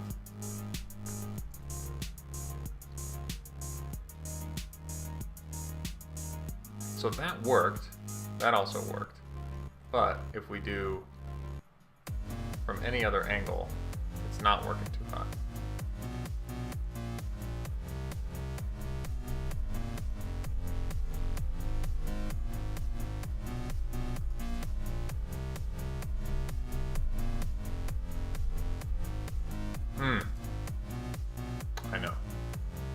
no, but I know no. No? What I mean? We want not this absolute value, but this absolute value, because the reason we want that absolute value is because if we go back to this, this is going to give us a positive value. But if we're coming from like down here, for instance, then the theta here is going to be a negative angle, right? But anyway, we just want that objective angle so we can get the angle to the normal, wherever that may be.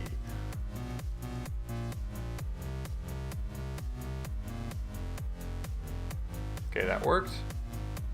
That worked. Come on, you son of a bitch. Damn it.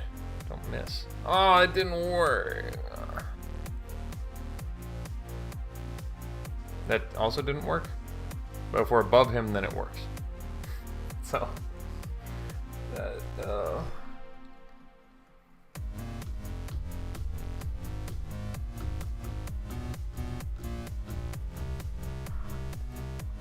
see.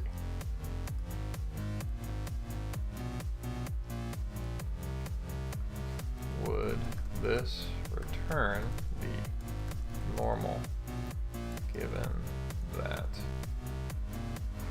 Would this return the normal given that angle? And then here I'm just going to quote the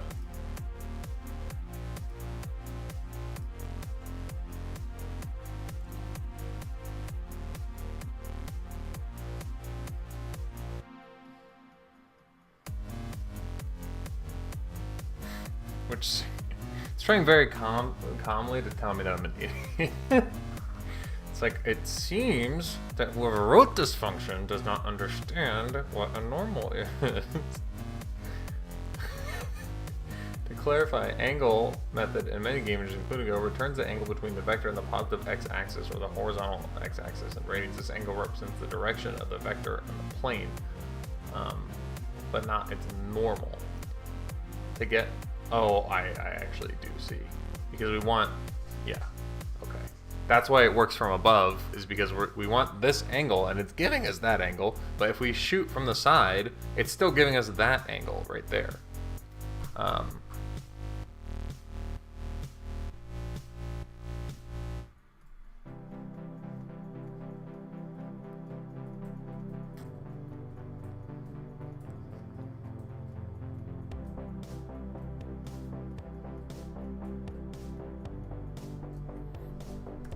Then why couldn't I just do... I didn't mean to shout.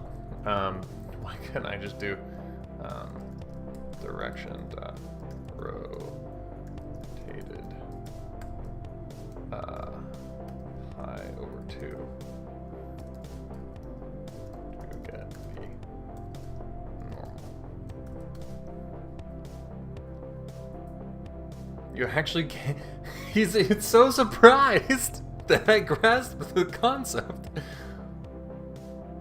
Look at it. It's like, you simple person, you figured it out. If your goal is to find a vector perpendicular to the original angle. So let's go back to this. Right? I need a bigger eraser, bro. JavaScript. Okay, so if we come here and we rotate this 90 degrees, that will give us this angle, or this vector. Will that always be true, that the angle halfway in between these will be the angle, the normal angle? Well, no, actually. Then we just want to do that. We just want to... It can't be that simple, dude. It can't be that simple. Just, all we have to do is rotate it 90 degrees?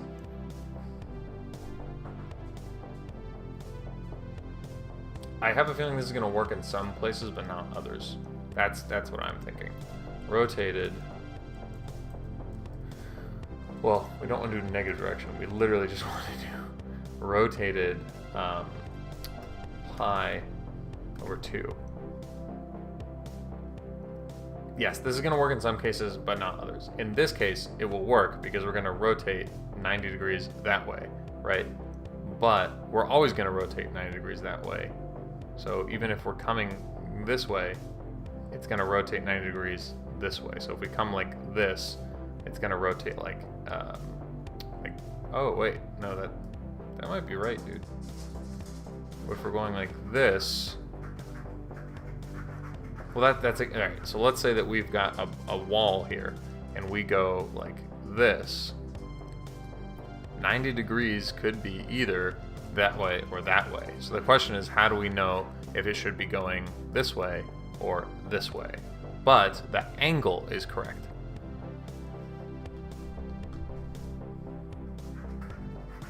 So what I'd imagine is that we will see, I think it actually gave me the fucking, you see that one, those don't work. Actually, one of those kind of worked.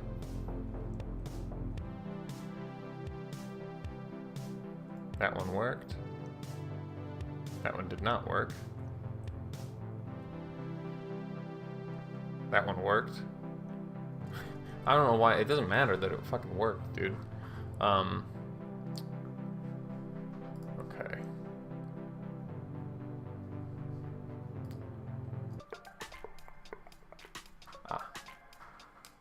Okay, this would rotate your direction by 90 degrees counterclockwise, giving you a vector that's perpendicular to the original direction. If you need the right normal, okay.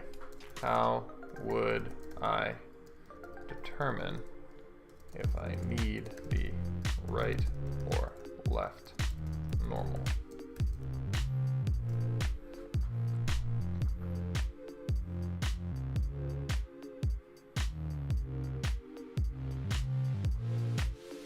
The direction of the normal you use should be towards the object that is colliding. For example, if you have a ball bouncing off a wall directly away from the point of impact. Yeah, okay.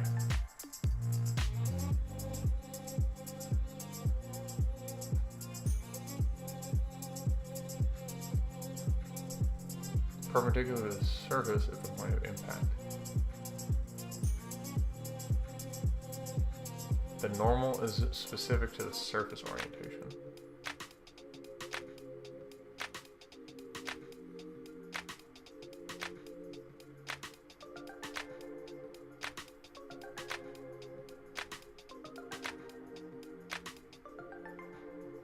I mean, I know it's about the surface orientation.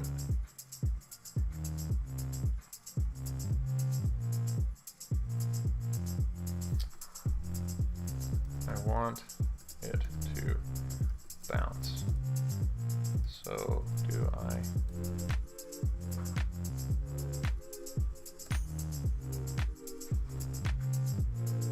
So exactly in this case, right?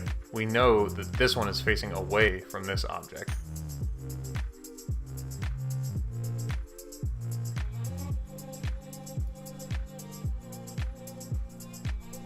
Determine which normal is facing away from the object I am colliding with. Yes, you need to use the normal vector that faces away from the surface. This is because the, okay. But I don't need to use, because if I know that, no, I don't. I was gonna say, if I know what direction this is going, we still, yeah, this is perpendicular, so we don't know the general direction of this. If this was exactly 45, there's still a right answer here.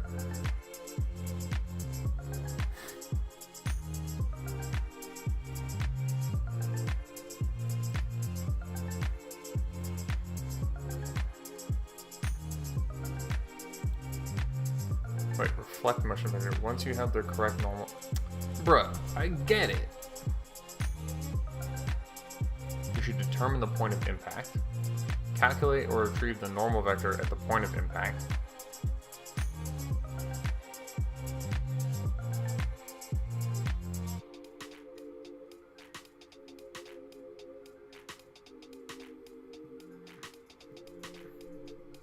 hold the phone. Well, no, because the problem is that we're not using the physics engine. That's the whole problem. We're trying to make the physics engine right now.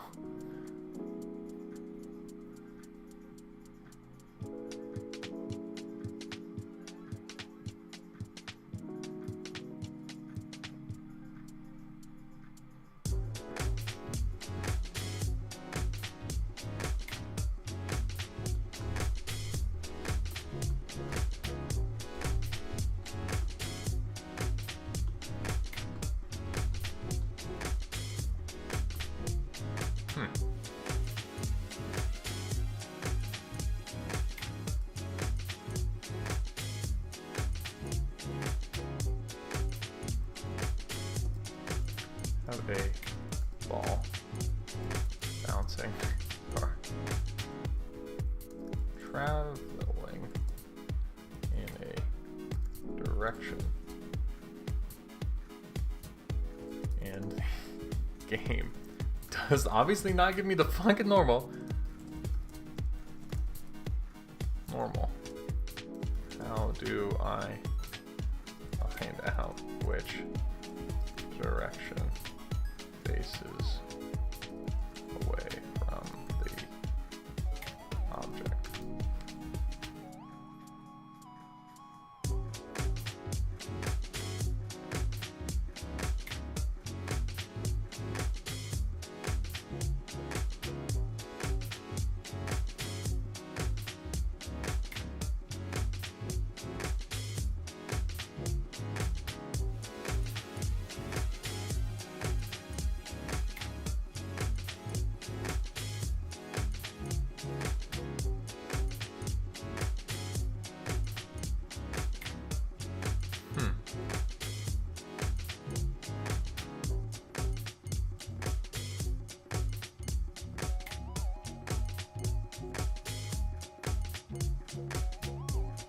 You can sometimes use this information to infer the normal. This is what I was thinking, but I was like, there's no way that's the right thing to do. Use a raycast, and then at the point of collision, we point the raycast in one direction and check for a collision. And if it is, then we just go in the other direction. If there's not, then that's the direction, right? But that's just freaking stupid. Right?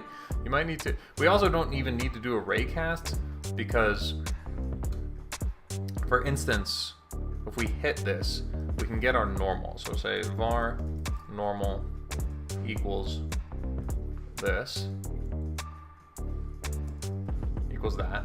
And so that gives us a generalized direction vector.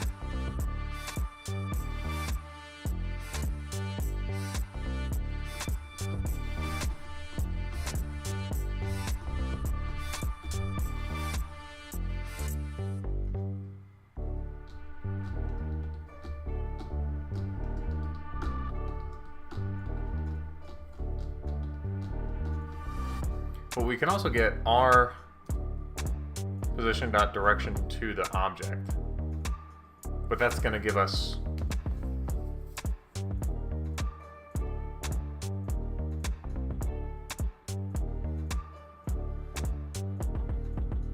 yeah, and even if we do the 45,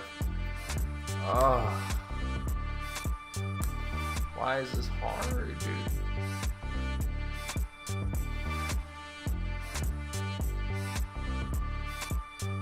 Track the ball's direction of motion, determine which object the ball collides with, and the point of collision. So shape. Oh, no, fuck all of that. I want to treat every single object like a circle. Right, so if we know the center of the object,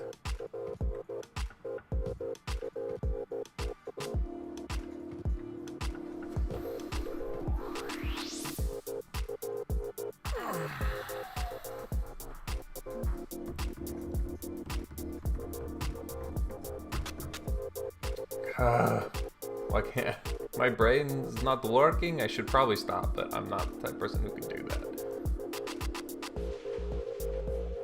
Yeah, that's stupid.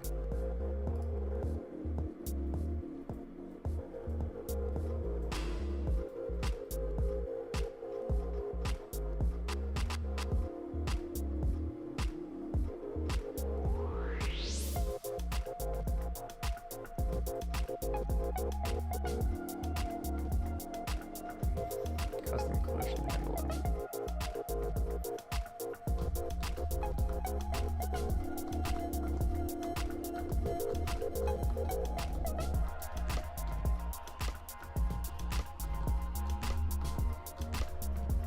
Let's go back to the drawing board, literally. Okay.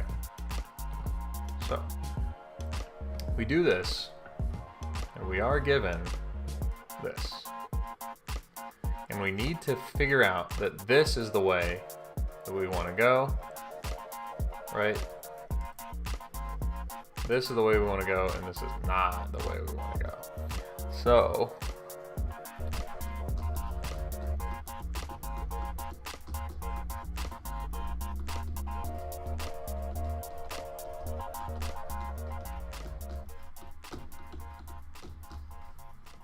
but we're actually right here, right? This is where we are. We're not over here. So if we get our position, well, we're not going to be centered on the thing. Fuck.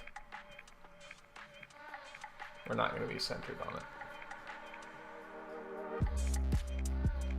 But I was saying, like, we can figure out which direction it's going, this way or this way, and we use simply that direction to figure out which one of these we choose.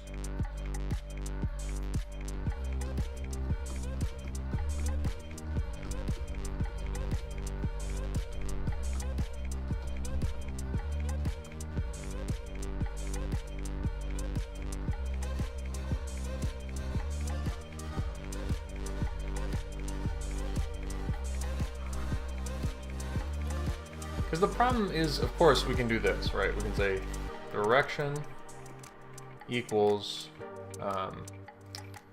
direction dot reflect this. Reflect normal. And that's going to work, right? That will work.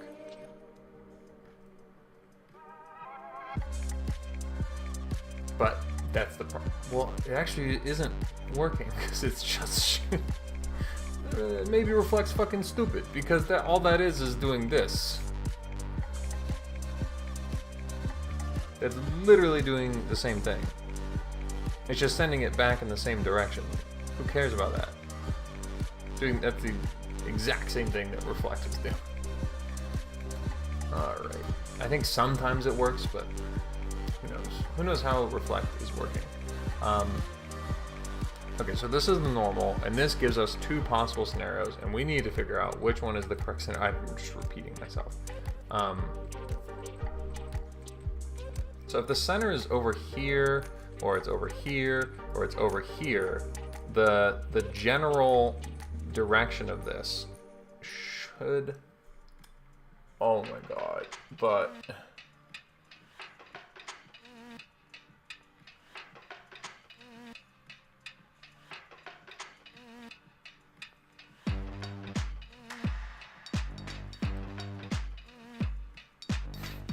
So we need to figure.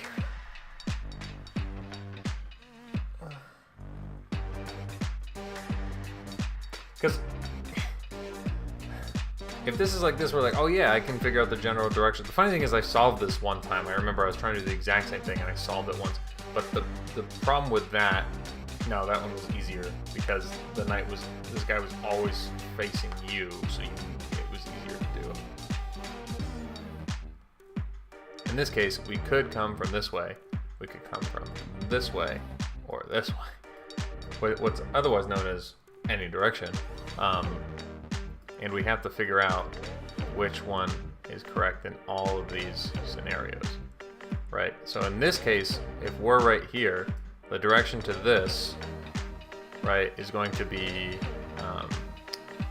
x is 1, So in this case, x is going to be positive, and y will be negative. No, they'll both be positive, right? But in this case right here, and we're right here, and this is the thing we're hitting. The direction to the center of this, the x will be negative. And that's the other thing. If we're on the top half of the object, then the direction to the center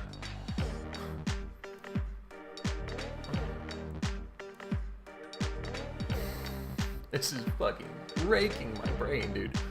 Okay, so what is all this? There we go, that's what I wanted. Okay, so can I draw basic shapes? No, whatever. Okay, so let's say we have this square here. Now, if I have this line right here, and then also this one right here, these are two ways the ball could hit it. If we have the center of this object, and we say, and we're right here, right? We're right here, or we're right here. In both of these cases,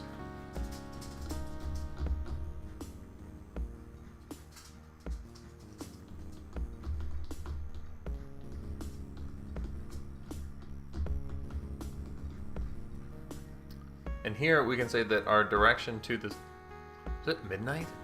Oh shit. It's fucking midnight and I haven't done a single thing. Okay. In this case, we're going to have our x be negative x, and our y will be positive. And in this case, we're also going to have our x be negative, but our y will be negative. So in this case, we're at another question though.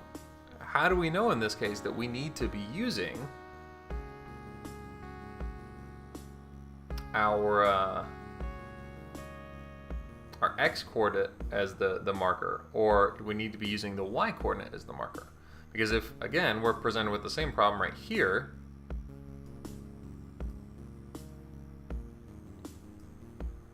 then at this point, our x will be negative, and our y will be positive.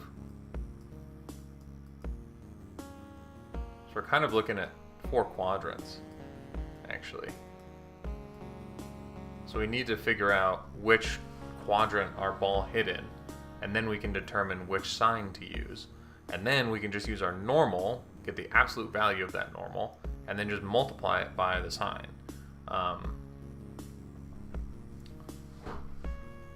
Actually, no, that doesn't even work. Because if this isn't quadrants, this right here, one thing, we're not even considering what happens if you hit dead at the angle. Well, actually, dead at the angle, you just return back. But if you hit here versus hit here, this makes this normal, and this makes this normal. And these are going to have the same signs, right? This will have the exact same sign. We can do this, actually.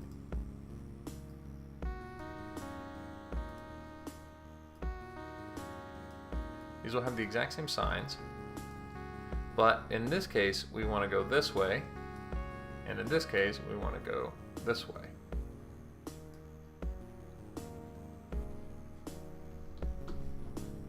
No, actually. In this case, we want to go this way. And in this case, we want to go this way. I'm starting to forget how just regular physics works.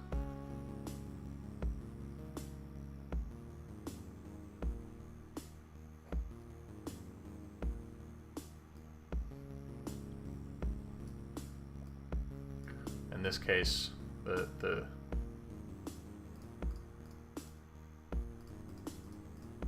this case is going to be x is positive x, negative y.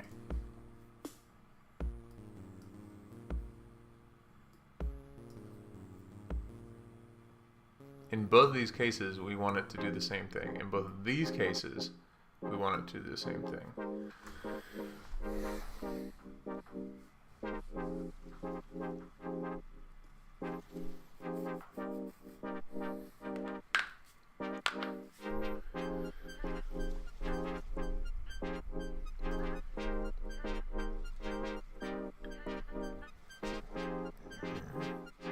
Alexa, office lights on. Well, it's a whole new fucking world. Exactly the same. It says there's someone else watching me right now. If you're there, say hello so I don't slip into madness. I mean, I might be there.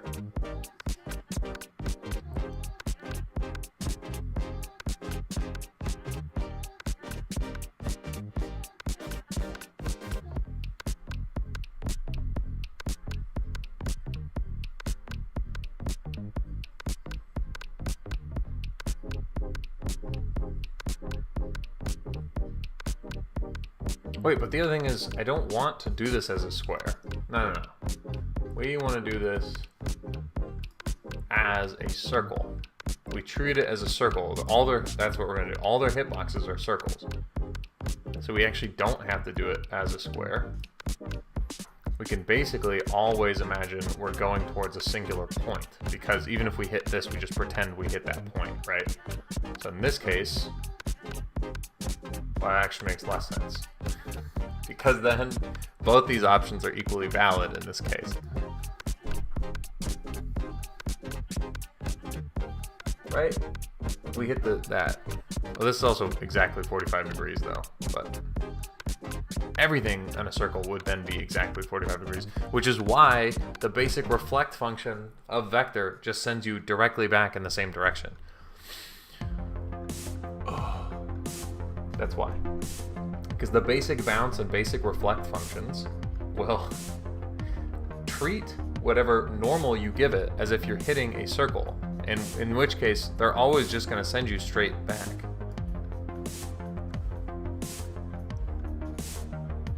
Because if you hit this, look, that's perpendicular. If you go from this angle, that's perpendicular. I mean, I guess if you go like that and hit it, like that's obviously not perpendicular, but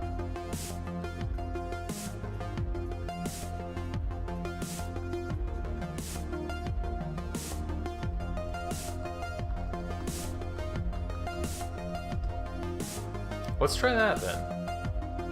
If we hit it dead on, we do want to go like that. Dumb, yes. But if we hit it at an angle where we're not actually going to hit it, all we need to do is get the direction from the center of the circle to us, and that is the direction we want. Well, that's our normal. That's not the direction we want to go. In this case, 2. Well, that's not our normal. That is a normal. Yes, that is our normal.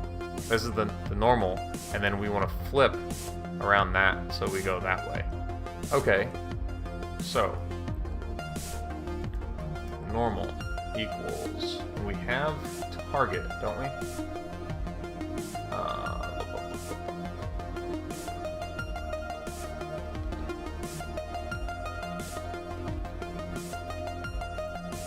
If we go off the screen, so let's do this.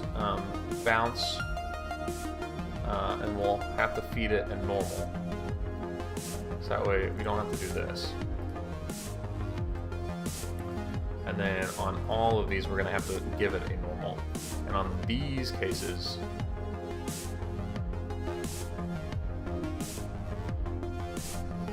the normal is just our direction dot rotated pi over 2.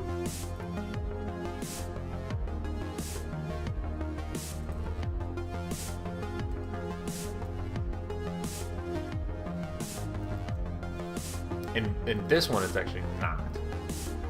In both of these cases, it's different. But off the screen, we just want to go right back the way that we came. In fact, maybe in this we just don't use that function because that's a little easier.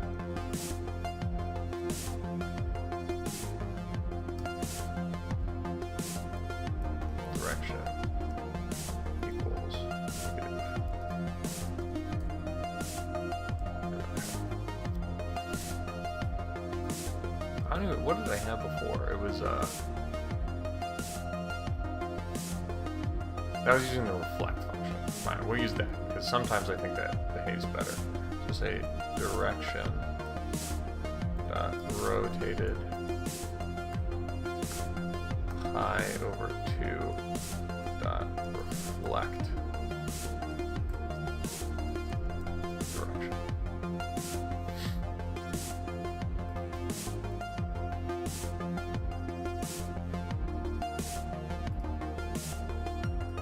Area.getParent.take damage.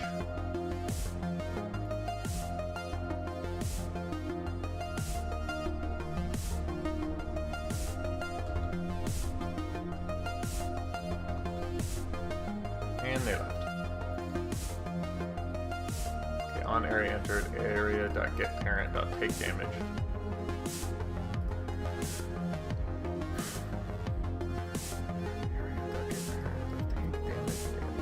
Why am I reading these things? I'm clearly going insane. Bounce. We're calling bounce. We need to provide the normal.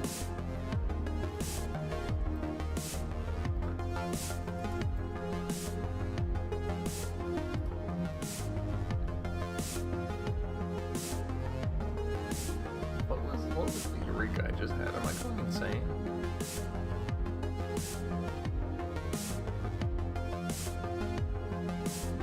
Okay, yes, this is the Eureka. That we just get the direction to the center of the object. So we actually can just leave this and say, so we don't need that. Say var normal equals direction. Yes. Okay, yes. Normal equals global position dot direction to. Actually, we really want. Oh, we need a body. Body. So we'll say obj. And then here we'll give it area, and here we'll give it body. And this is going to be obj, and this can be a node 2D object.direction to global position. And so that is now our normal. And then all we should have to do is then do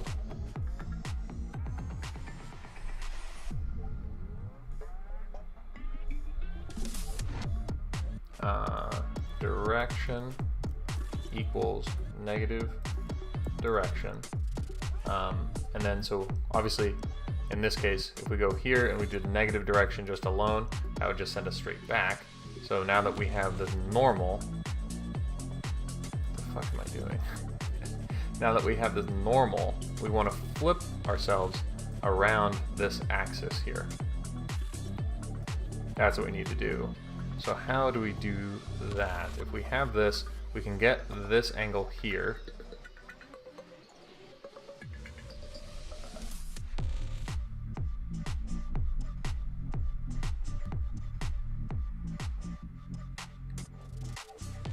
But I think I just don't understand rotate enough.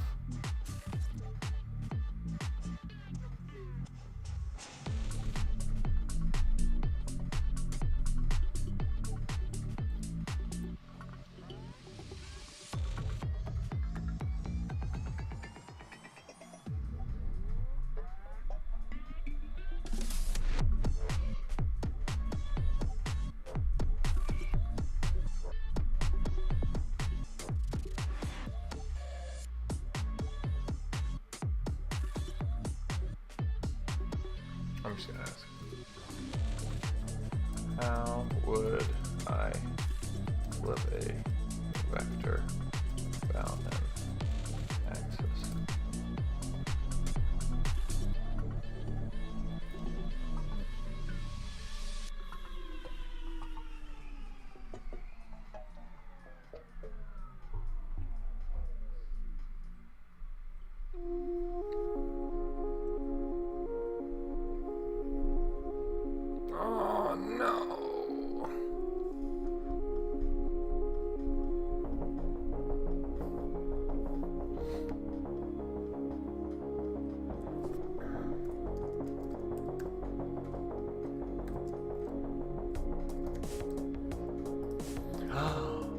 Oh, that's what fucking reflect does.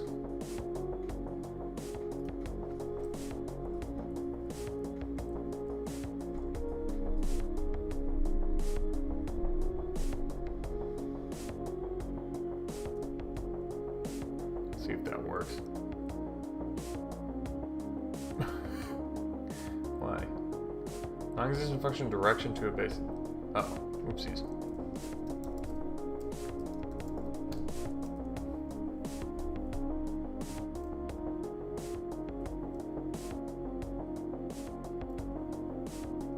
Looks pretty good, my guy.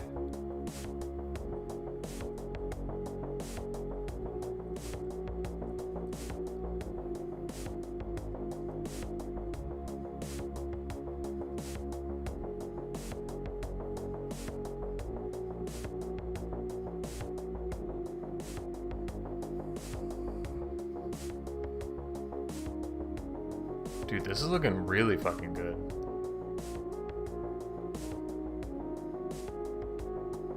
That was like almost a near...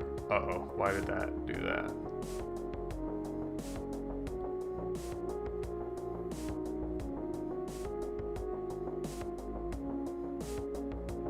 That was weird. Oh no, what's happening now? Oh, I actually think I... Oh shit, he killed one of my guys. Oh fuck, get away!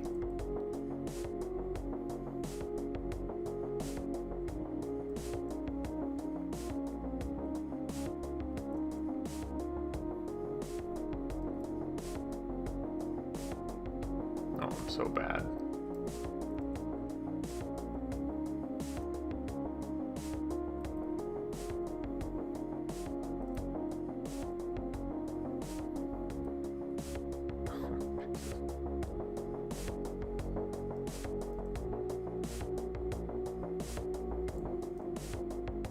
Why did that one go straight through?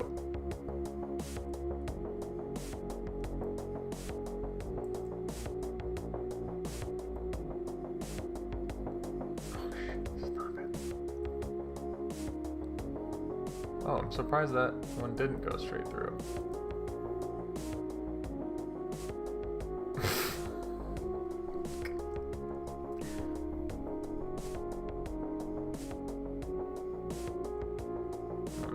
So if we come in at exactly 90, that's the question.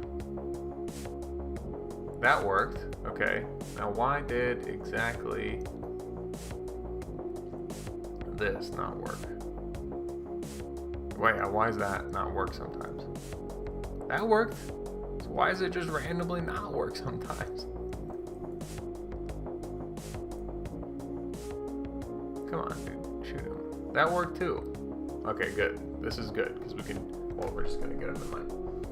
Some very basic shit. It's gonna... Okay, that's not necessarily what we want, is it? A little better. Okay, now let's see if that's consistent. Why would that consistently be happening? Yeah, it's consistently happening.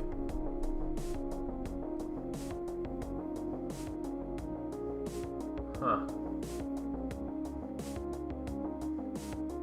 That should be like the easiest one, dude. You know?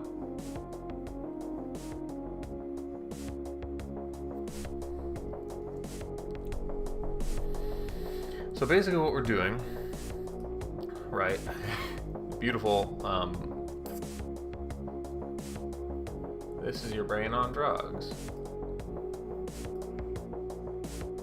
Okay, so we have, this is our enemy. This is the center point. And right now we have this coming here and hitting right about there, right? So what we're doing is we're saying, okay, here's our point. What is the point from here through that point? Okay, that's what we're getting. And then what we're saying is direction, which is, oh, negative direction. Negative direction dot reflect normal. So I think what's happening is that Yeah, we're doing this, and because we're doing negative direction,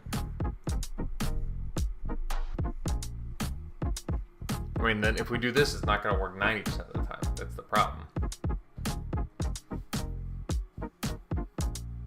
So the problem is, in this case, when this is happening, it's going on this vector, but it's going on the negative normal.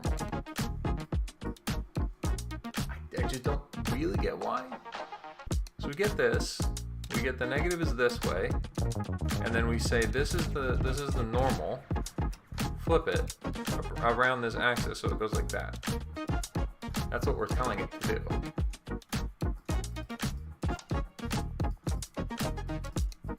That's what's happening, right? Here's the direction.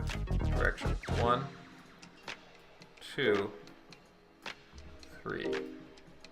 That's what's happening. Well, I suppose that this is actually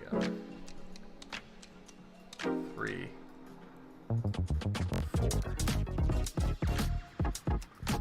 So we come in, we hit, we flip our direction. I mean, it doesn't really matter when this part happens. We get the direction from the center of the object we hit in us, us thingy. We say that's this, and then we use reflect to flip this around that axis. And that is working in all cases except somehow the easiest of all the fucking cases. Boom, works like freaking magic. And then for some reason from this weird angle there, the blue one's gonna shoot. That worked there. Why did that work there? This is the angle. Oh shit. No, stop hurting it. Now this should work, right? The only reason this wouldn't... Okay, good. Fuck, I keep doing that, dude.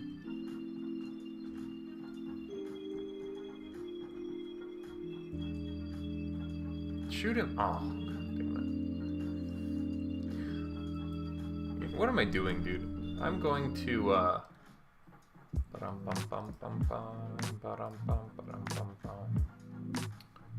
bouncing projectile, attack.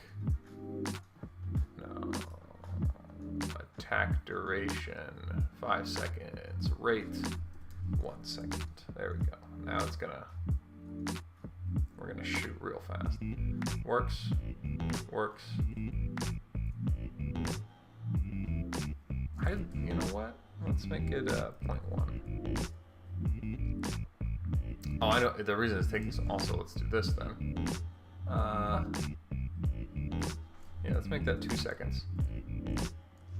And then, now we're going to be cooking with gas. Now we're going to be shooting, because they're going to die very quickly as well. Or not. What the fuck are you doing, dude? Fucking shoot the guy.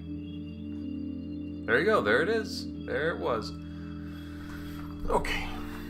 The question is, and the only thing I can think to do to answer it is to, when we hit bounce, I want to print a bunch of crap. Print direction, normal, and then we'll print this outcome. We'll use prints.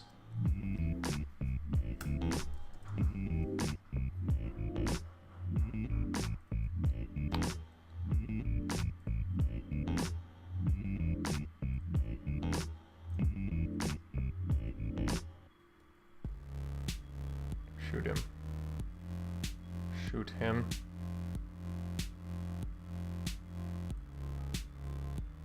Why aren't they shooting him, dude? I must have just funked something up. I don't really understand. The rate here, if I set this to 1, then it works, huh?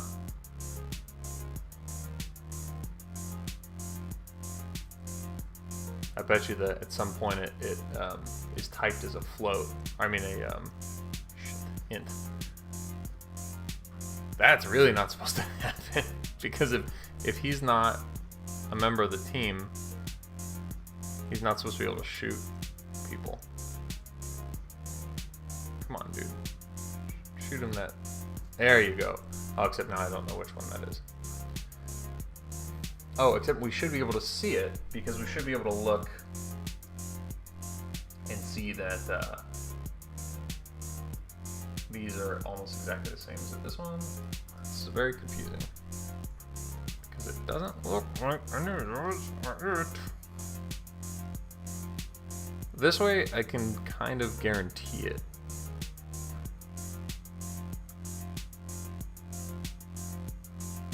There we go. Oh no. Right at the opportune moment, guys. Okay, so if I can guarantee the angle by doing this, having him come in, it goes right there, and then I come in here like that. Okay, now this angle right here. Oh, but now it's not doing it? This is supposed to be. Oh, there it was, there it was. Okay.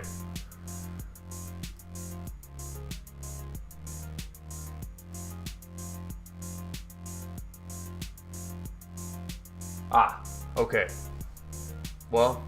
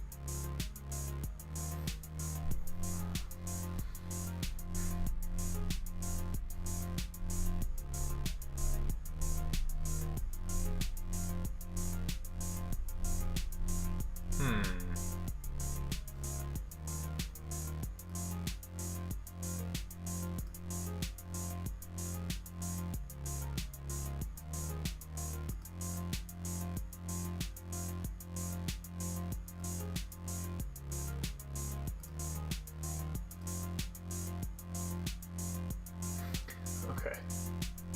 This is interesting. All right.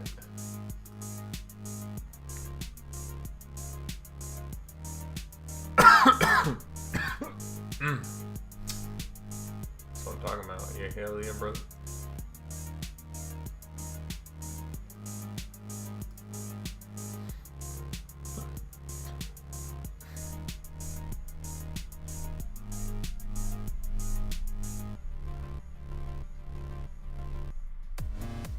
How is this ever the same as our direction?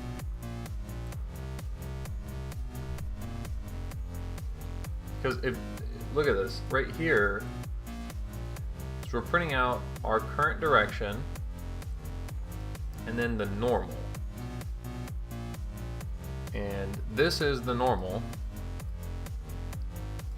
And this is our current direction. CD, we'll call it. Okay, no one's watching anymore, but. So this is the normal. This is our current direction.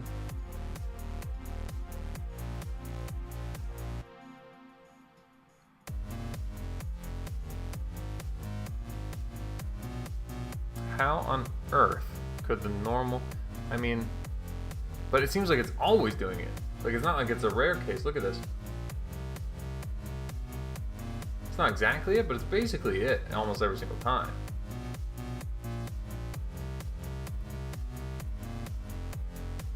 This is, yeah, exactly the opposite. Here's the same.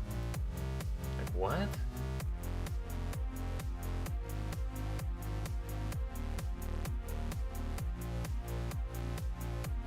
Oh, you know why? It's because they're shooting at the thing.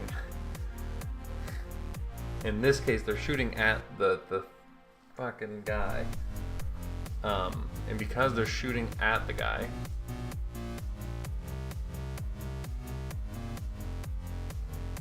our direction to it should be just about exactly, yeah, that's what it is.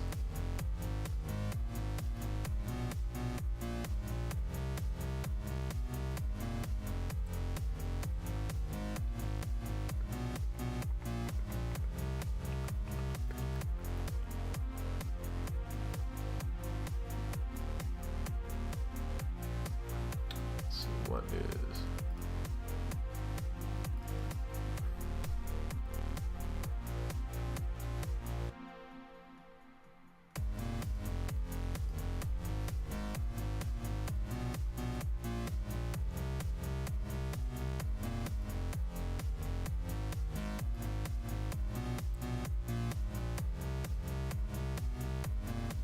Oh, that's not what?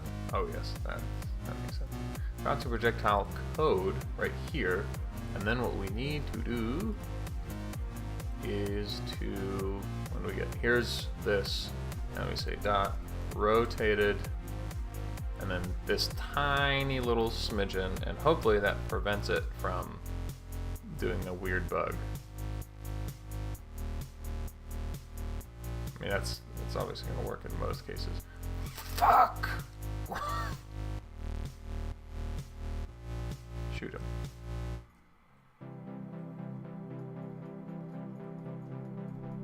That also went through, dude. That's also... Why? Why, bro?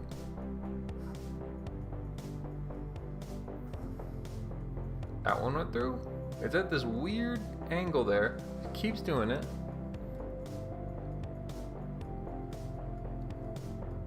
So this has nothing. This is not helping us.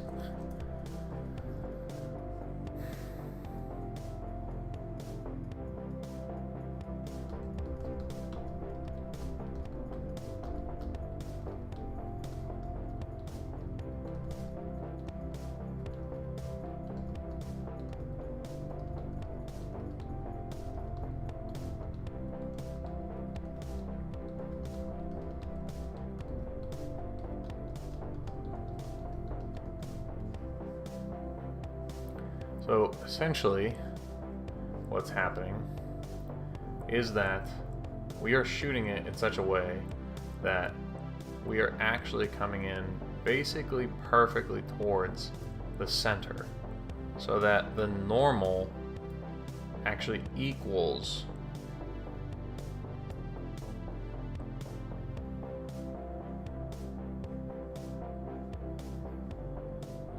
so in here, this is the ideal correct scenario, right? Where the normal does not equal us.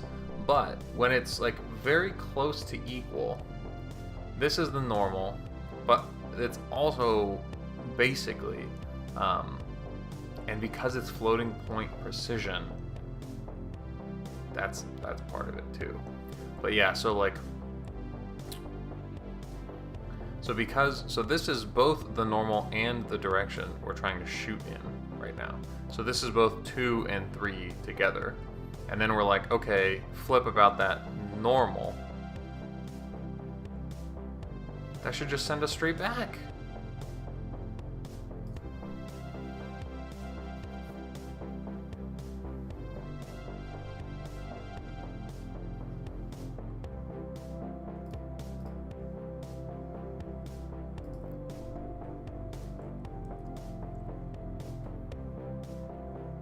What happens now, huh? Now it always goes through, except on a very rare case.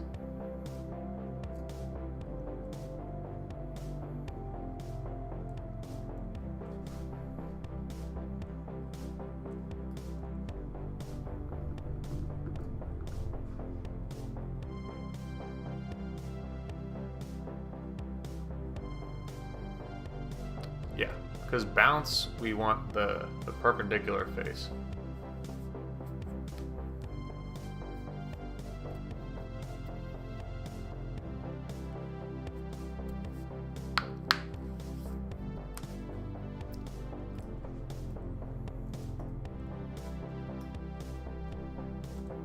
Normal equals object.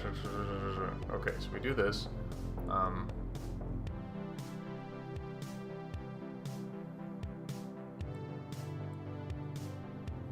Can't we just always rotate ourselves twice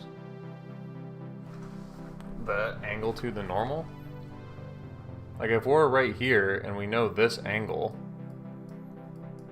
why can't we just rotate? Well, no, if we rotate ourselves twice this way. If we go negative and then rotate ourselves twice this way, so do this. Rotate ourselves twice this way. negative. Because who's to say we're not going to rotate ourselves twice?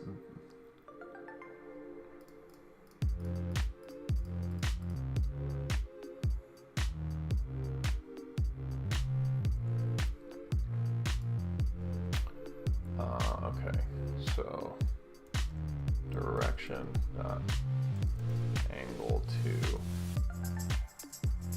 Make sure this is doing my 1 or 2.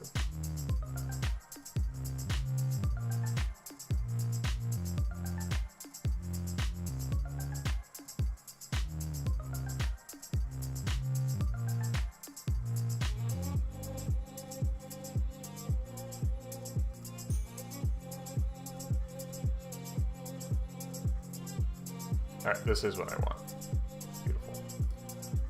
Okay, angle 2, normal.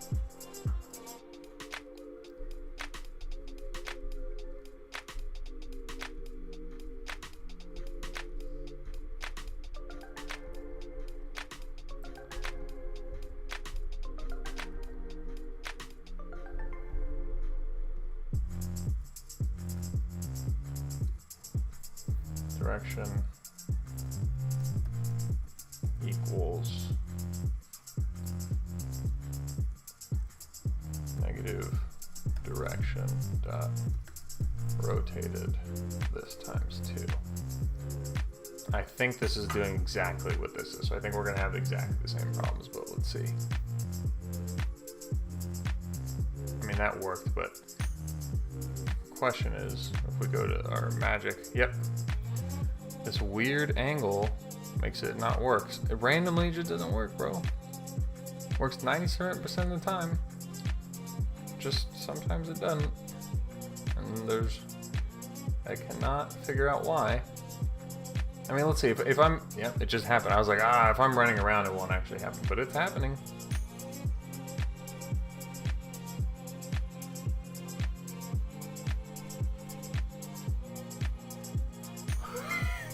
Why does it just decide not to work sometimes?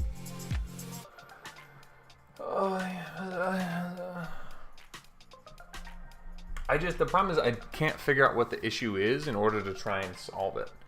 I'm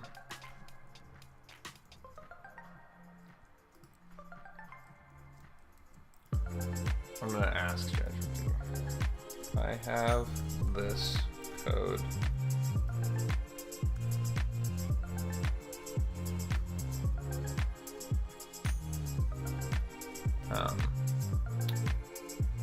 Where normal is perp to the direction. Now,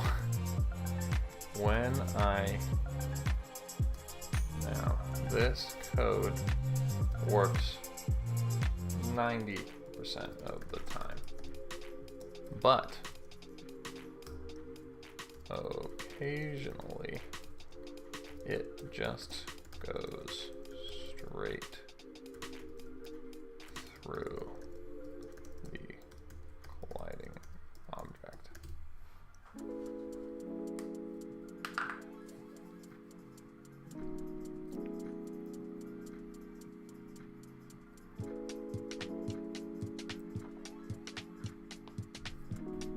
Pretty sure it's normalized.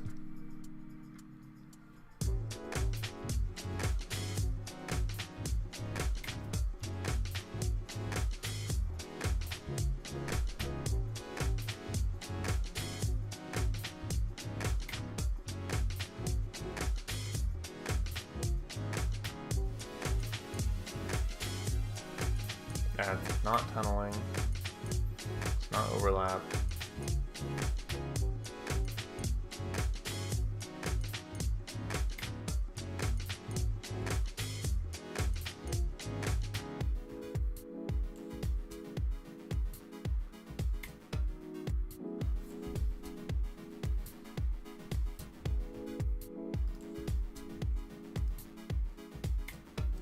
I am getting the normal via and treating all objects as circles.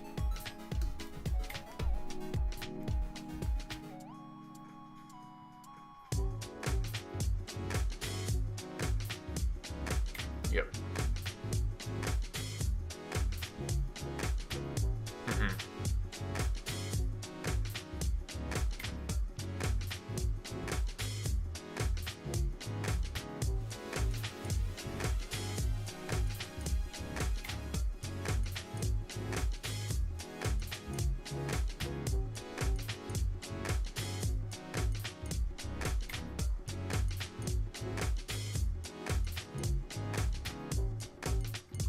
Normalization.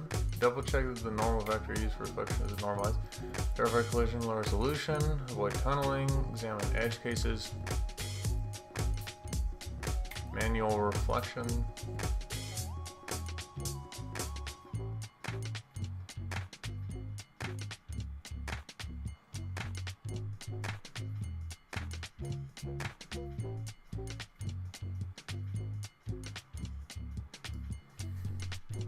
Sure, let's try that, huh?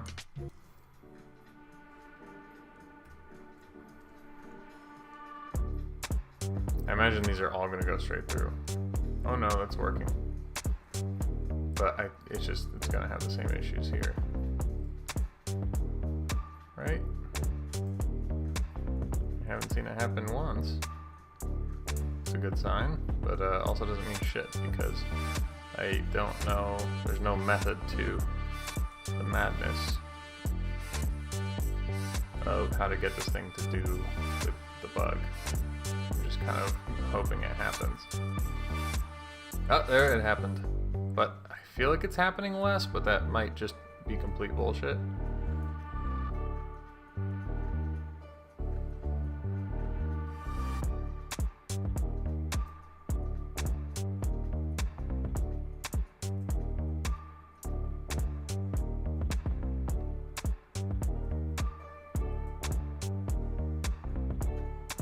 This should be the angle on this still.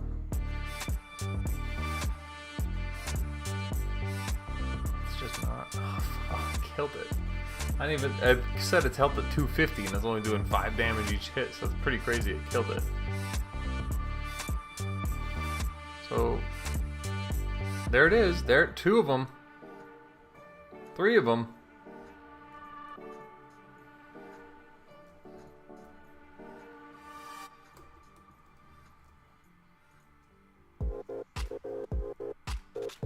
Just right through, man.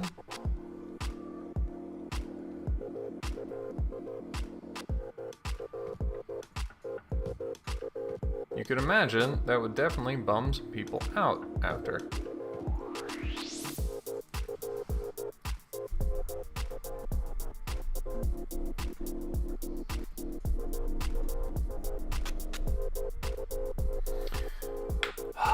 So this is definitely doing the same thing as this, which is doing the same thing as this.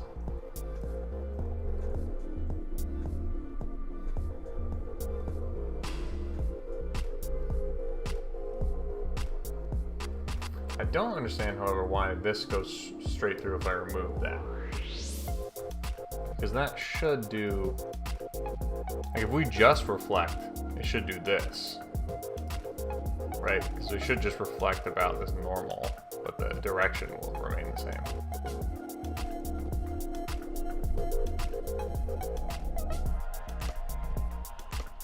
Maybe it's because it's sometimes working?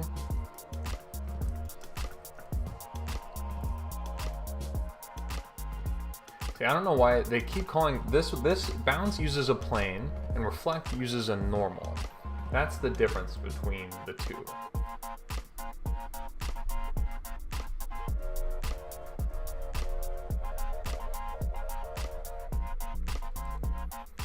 So basically, if we could use bounce here by going direction, and I'm assuming again it's going to have the exact same issue.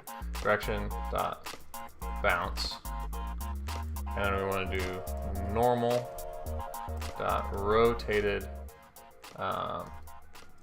pi over 2, and this is basically doing the same thing. All we're doing is we're making the normal that we were using a plane now. That's weird.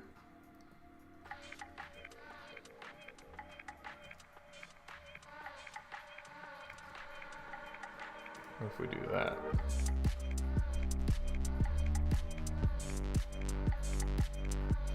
Huh. What the hell, man?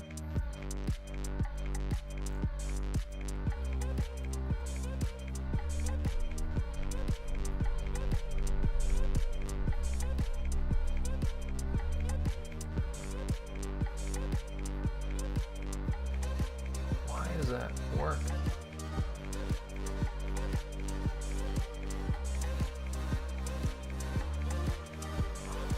So, is this one worse? I think it's worse. It feels worse. I think last time I was doing this, bounce direction dot rotated pi over 2.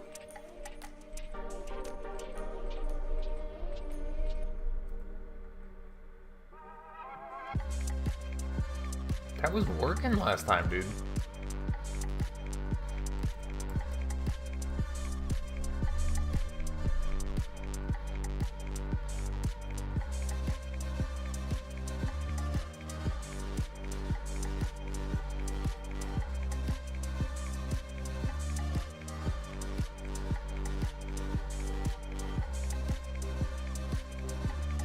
Well, clearly, my implementation, this works the best, but it's still fucked, which just sucks, because I've spent 2.5 hours, and the answer is that there's no hope.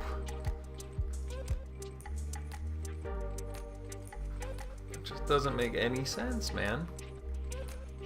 It's tunneling. It's not tunneling, because it's fucking,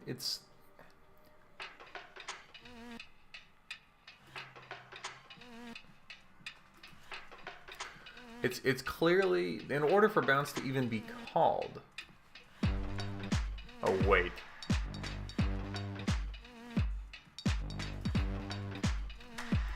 Is that it? I think that's it. I think, don't fucking tell me that was it, dude. I'll scream. I'll So what I just am testing now is that the reason it was doing that is because it was counting collisions twice, I think.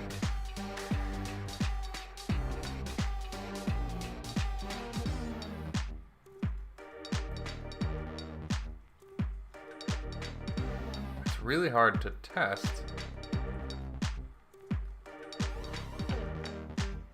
I think that's what it was.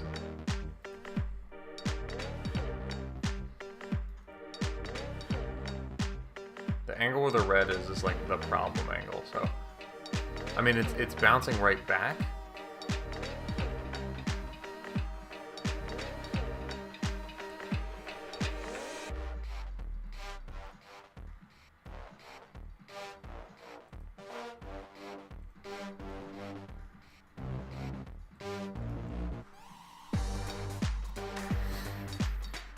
That was what it was.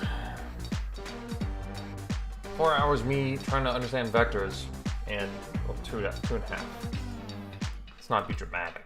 And that's what it was. That's what it was right there. No, that's not what it was. That's how you know I'm tired. What it was is the fact that it's calling bounce twice, and so when it bounces the second time, it just goes the same way as the first. But the question is, how do I prevent that?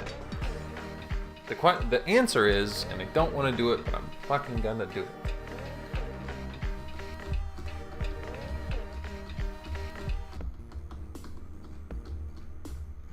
Wait a second. Oh, I see. Oh, well no, this is what we're gonna fucking do. This is what we're gonna fucking do. Dude, I was overcomplicating. It's like crazy. That's it. That's the answer. Because this is why. So essentially, we've got this mask obstacles and a mask enemy, right? And the reason I have both body entered and area entered here, I keep pointing at the screen. I don't know why I do it. Because we have both area entered and body entered. The reason I have that is because we have a hurt box for the body. And if we go to the base enemy here, See, their body is actually made so it's a collision shape. So if they're running into obstacles, I don't want them to run into stuff up here. I want them there be some degree of like Y separation. So if so this way, if it's like this, it can go in front of something and behind something, and that object can go in front of behind the sprite. Anyway, so the problem with that is if we're shooting and we want it to bounce, if it hits, I want it to hit the head if it hits this. Is this the hitbox?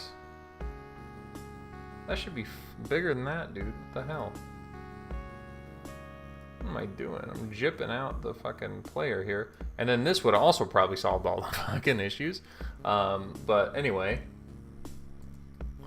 Hum hum hum hum hum hum hum hum hum hum.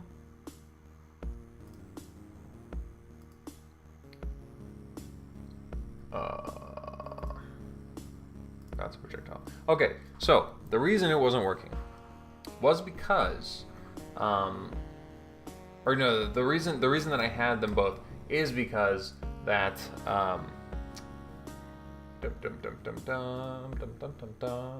so it needs to mask on enemy, and enemy has both a body and an area, so it would trigger, right?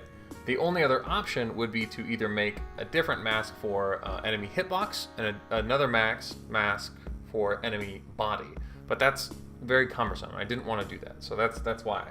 And the reason it needs to detect bodies is because there's going to be like obstacles in the game, like walls and stuff like that. Ironically, I might not even have time to implement that, but and very ironic actually. And so I needed it to be able to, if it hits those walls, I wanted to bounce off the wall. So that's why I had to have body entered and bake bounce. But now this is if body.has method take damage. So what we're doing here is we're saying if it is a player, or I'm sorry, if it is an enemy, then we take damage, but we don't bounce. We only bounce if it's not an enemy. And honestly, I don't know. We could, I think, the reason this is a little troublesome is because I think we are going to have to make two separate things. Because basically this could potentially hit this. Well, right now, given how I've drawn it, it won't. But like if I make this in a perfect square, I guess I could always keep this collision shape smaller. Not this. I could always keep this collision shape smaller than the area 2D. But then if I forget that, then that could be a really annoying bug that would happen in the game for people. Wow. I gotta listen to that. I wonder if that went into the snowball. Okay. Yes. But anyway, this should now work. Except that now it has the possibility of if we're down here hitting it twice, I guess, but I think it's pretty hard to do. Yeah, but I think we're good now. Yeah, we're good. We're good now.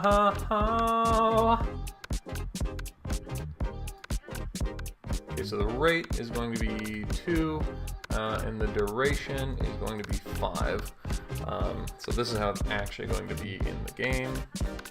And then now what we can do is go back to this and do that. So now we have 4 different characters in the game. We have the Bubble Blaster.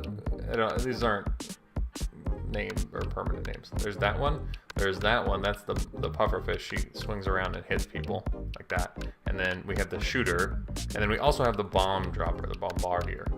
And are they? No, these are both the swingers. They're my favorite. Theirs was pretty hard to make as well, but not. Oh yeah, that is the bombardier. So they drop bombs that both detonate if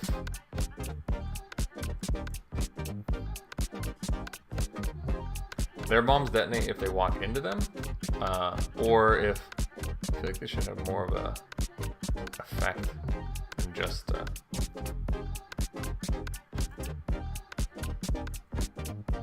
anyway. Yeah. Any Hoosier. Yeah, that's where we're at. Probably should have added that. Make world generate. Yeah, at 1 a.m. I don't think so. I'm gonna call that a day. You know, that's what I'm gonna do. And yeah, dude, that's it. So I think I should rename this stream to just man gets butt fucked by a game engine. No, I should rename this stream to man solves bug. But I don't know. Anyway, one person's watching me right now, and I thank you, sir. And anyone else who's watching this post tense, this is a case study in how one man can slip into madness. And I appreciate you watching to this point. If you made it to this point, please comment down below and tell me. Like, I would just, in years from now, if you comment that and be like, I heard that, I'll laugh hysterically. Also, there's like a few, 2 streams ago, I just ripped ass on stream. And I know no one's really watching these streams. Like, people, it says I got like 81 views on some stream or a few hundred on some stream. I know no one's actually watching those streams. Like, they'll click it, they'll click through. No way they're watching the full 2 hours, 3 hours thing, right? I've done that to people, but very rare. So I know that if someone does that and they hear me rip ass or this, please comment down below that you've seen these things, because it will bring me so much joy. We will have that connection. Anyway, okay, so with that being said, I'm gonna get the hell out of here. So thank you guys for watching, and have a good one.